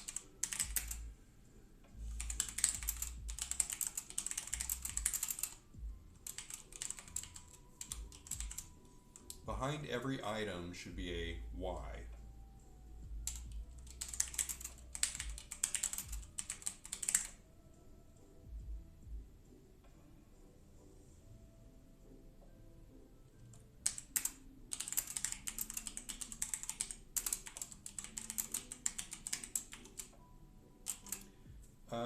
Find student budgets at film schools. Call ahead. So I guess you could just spy on what the budget is for somebody else's project, or just ask the school what they think about it, or what their projects look like, what their budgets look like.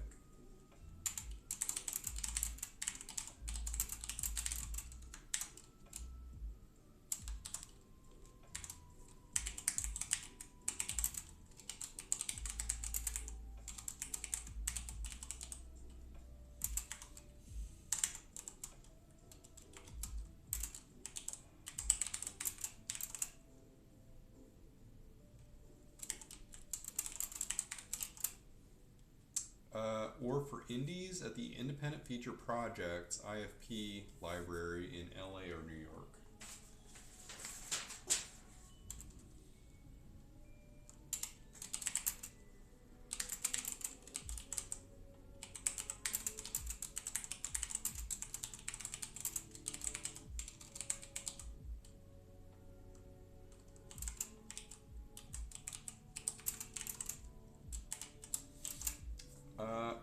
And at the Academy of Motion Picture Arts Library in LA.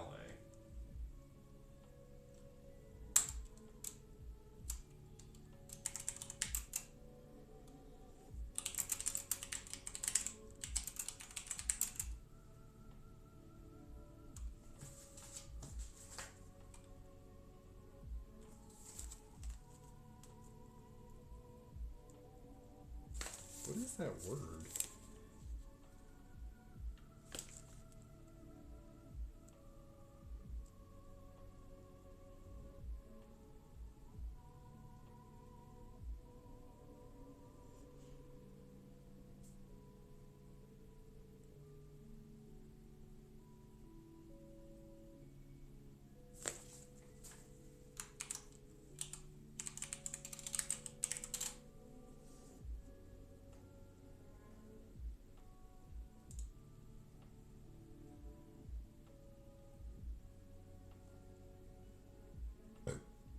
Is it ephemeral?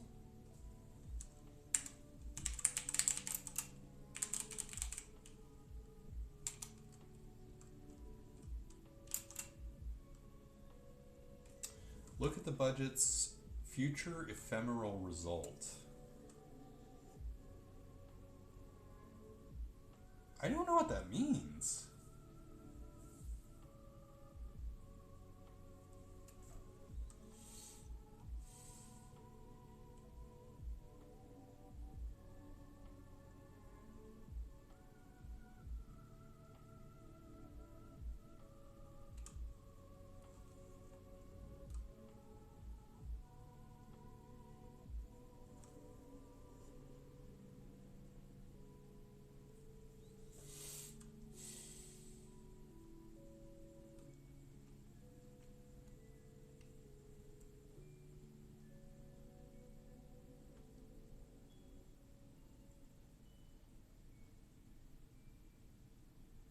Like, is that just a budget projection, I guess?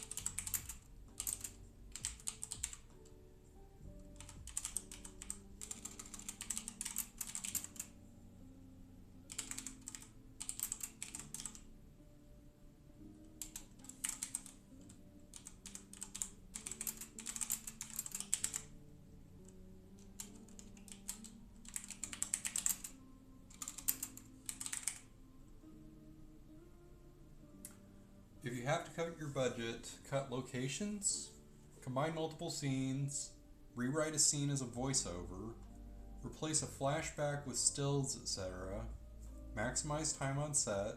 I mean, you should be doing that anyway. Shorten days.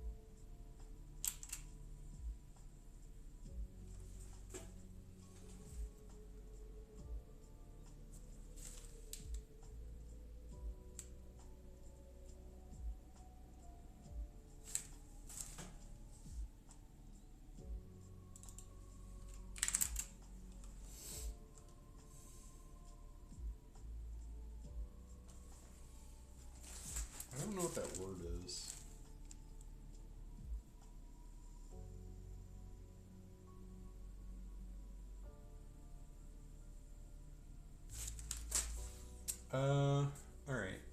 Don't have someone else tell you how to spend your money.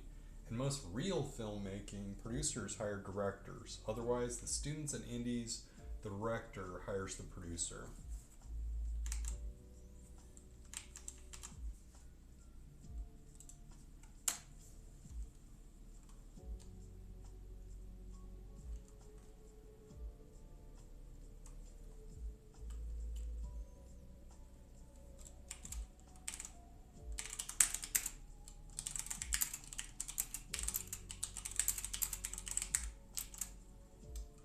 Producers should know the value of money.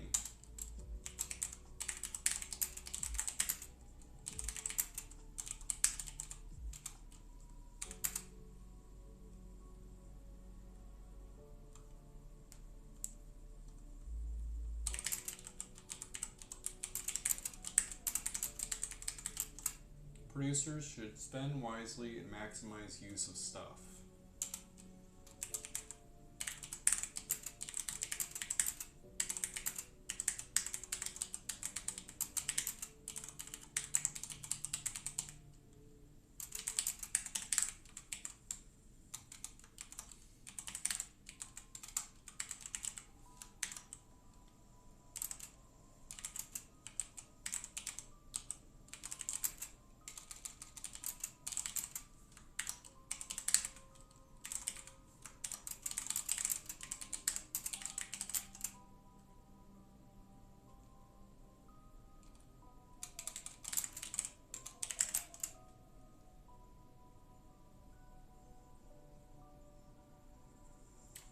Producers should be good negotiators and communicators for everything, who negotiates with everybody for the best thing.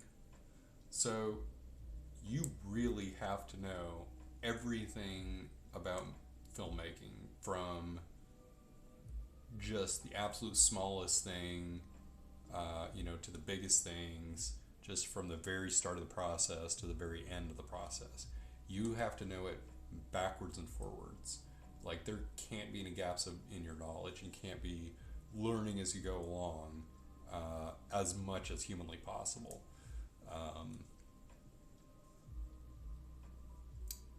Because if one thing goes missing, it can just cascade into multiple other problems.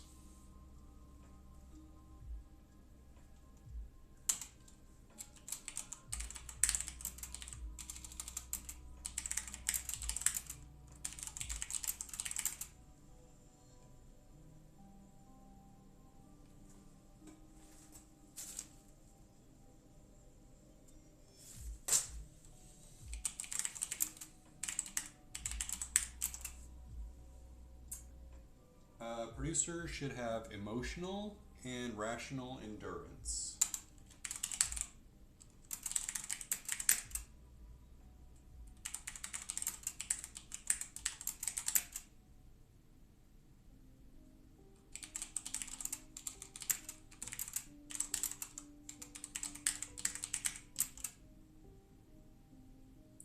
There should be mutual respect for reasons you both understand.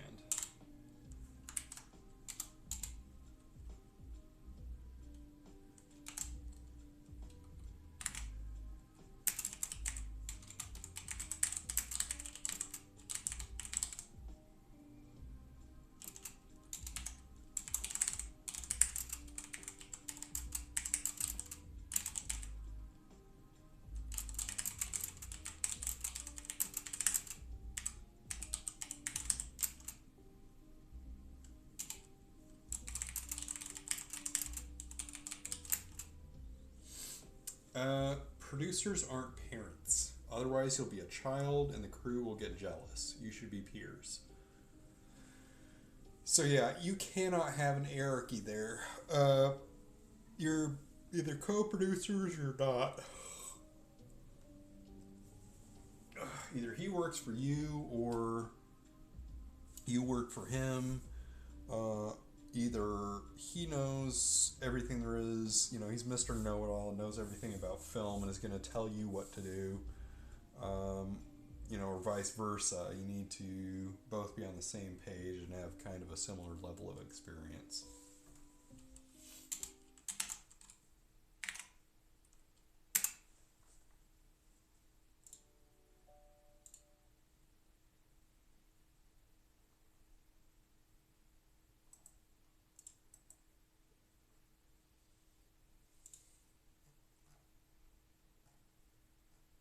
think after this page I'm going to try to eat.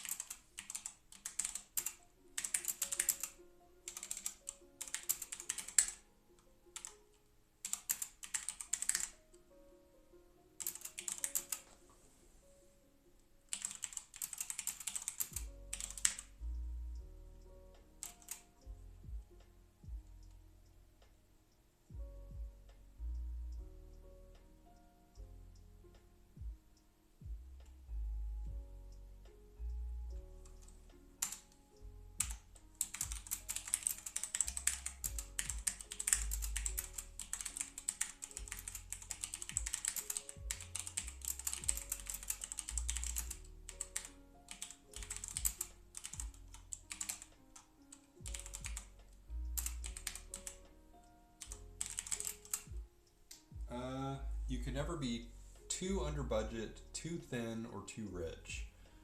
You can stay under budget by carefully planning ahead and by making judicious on-the-spot decisions. I think the too thin thing is just like a play on like a common kind of Hollywood phrase. It's like you can never be too beautiful or too famous, too thin, or too rich.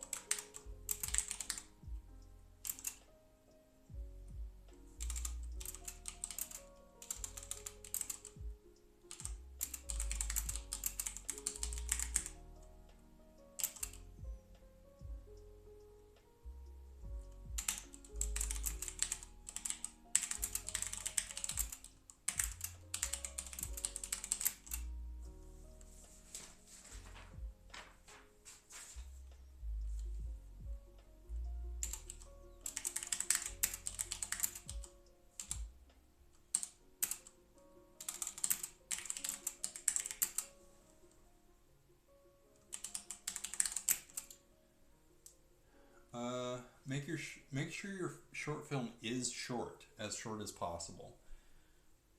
We need to bring back Vine. You probably shouldn't do 3 acts. Longer shorts don't sell better.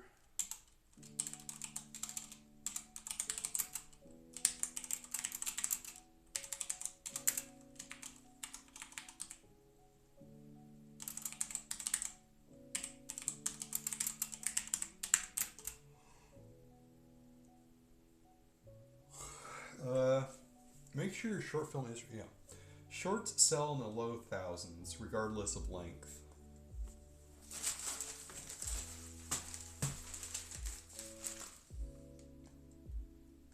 I haven't even done 10 pages.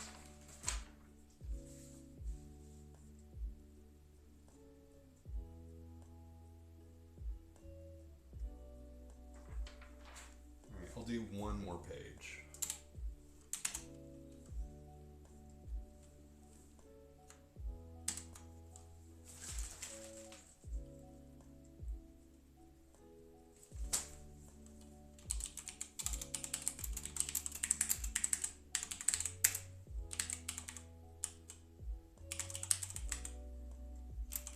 Shorts can be better artistically.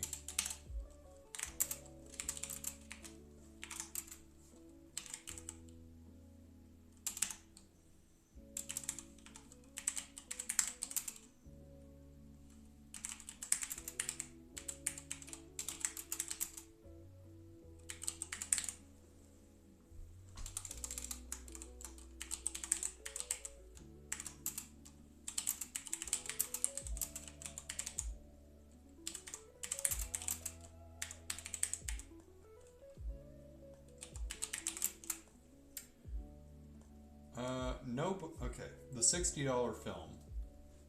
No budgets convey urgency of material, or money is negligible or irrelevant. And that ended up being, really prophetic and consistent and profound advice, because stuff that's memes and everything, those can be super low pixel and everything, and that can even be the message itself. You're saying, I know I have no budget, and I know this is shitpost, and I know it's low quality, and you should be aware of that, and I'm going to use that as an emphasis to say that this core message in this meme and everything is what you ought to be paying attention to.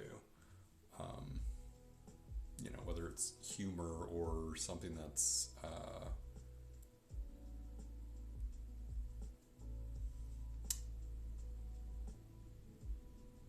whether that's humor or something that's like bringing awareness to a cause or something.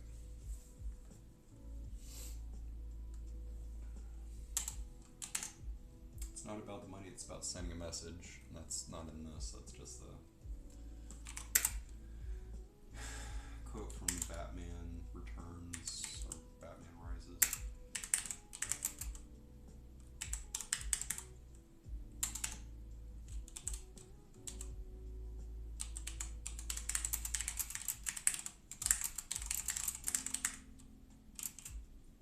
Film versus video.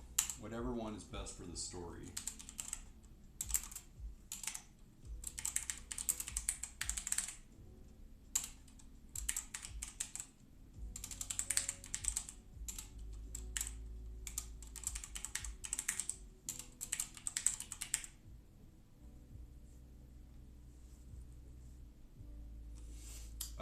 Film looks better, it's mysterious, it's luminous, and it's magical.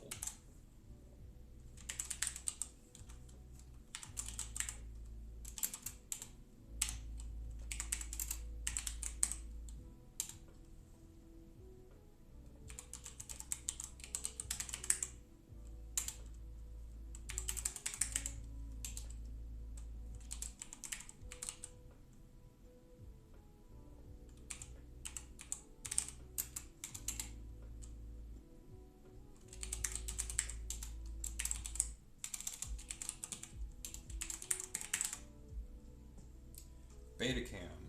It's for TV news, it's exploitive, it's exploitative, uneven, spontaneous, rushed, raw, and violent.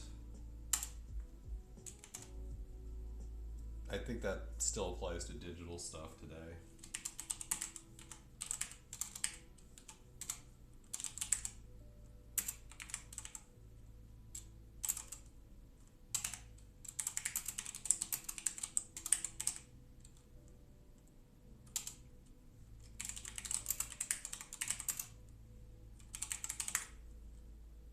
Black and white 16mm film. It's for old newsreels and things beyond memory. Like the kind of people that were originally watching 16mm film, they're just dead and buried.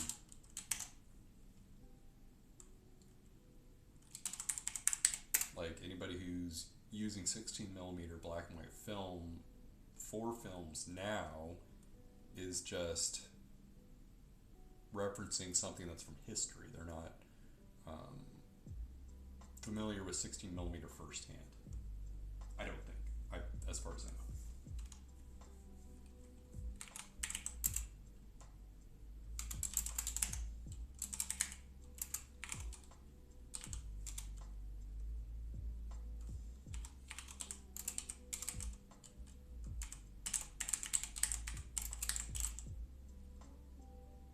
Color 16mm film is for old 60s and 70s documentaries, etc.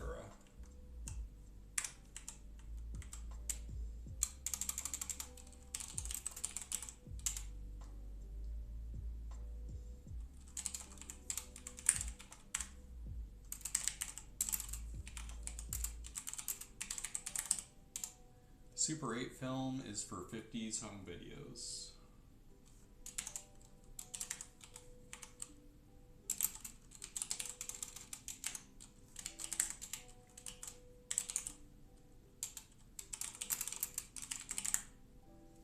High 8. It's fast, it's cheap, it's out of control.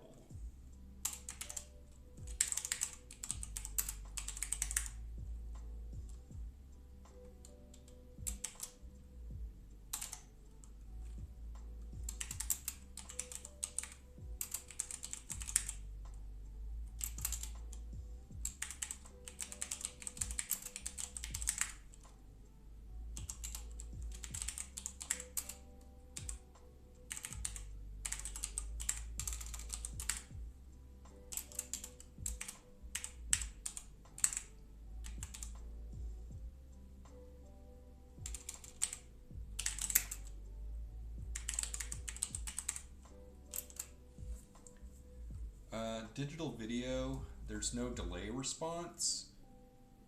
It's unmediated reality, it's garish immediacy, and it's unnerving intimacy. I think some of those things have probably been moderated and have lessened over time. You know, it's kind of decreased and people are a little bit more familiar with it, you know, so it just kind of looks more natural now than it used to.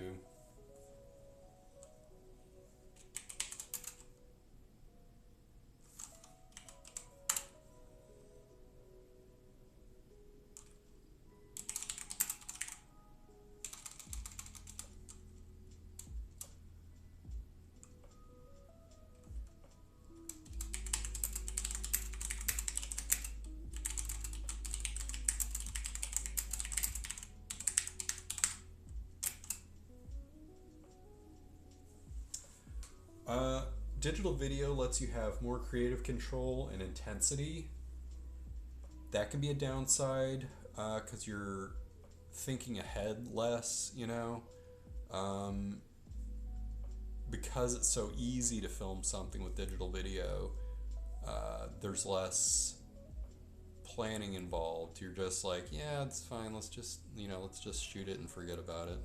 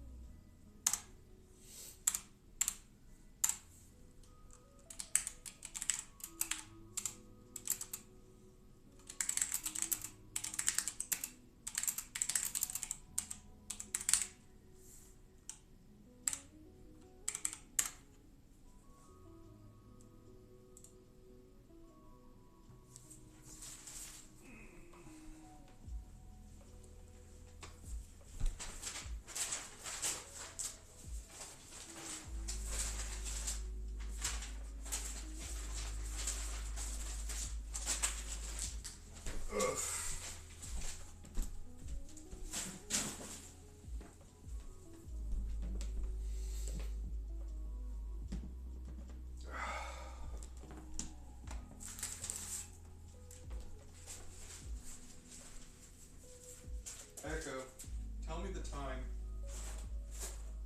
It's 12:30 p.m. After I eat, I'm going to take my meds.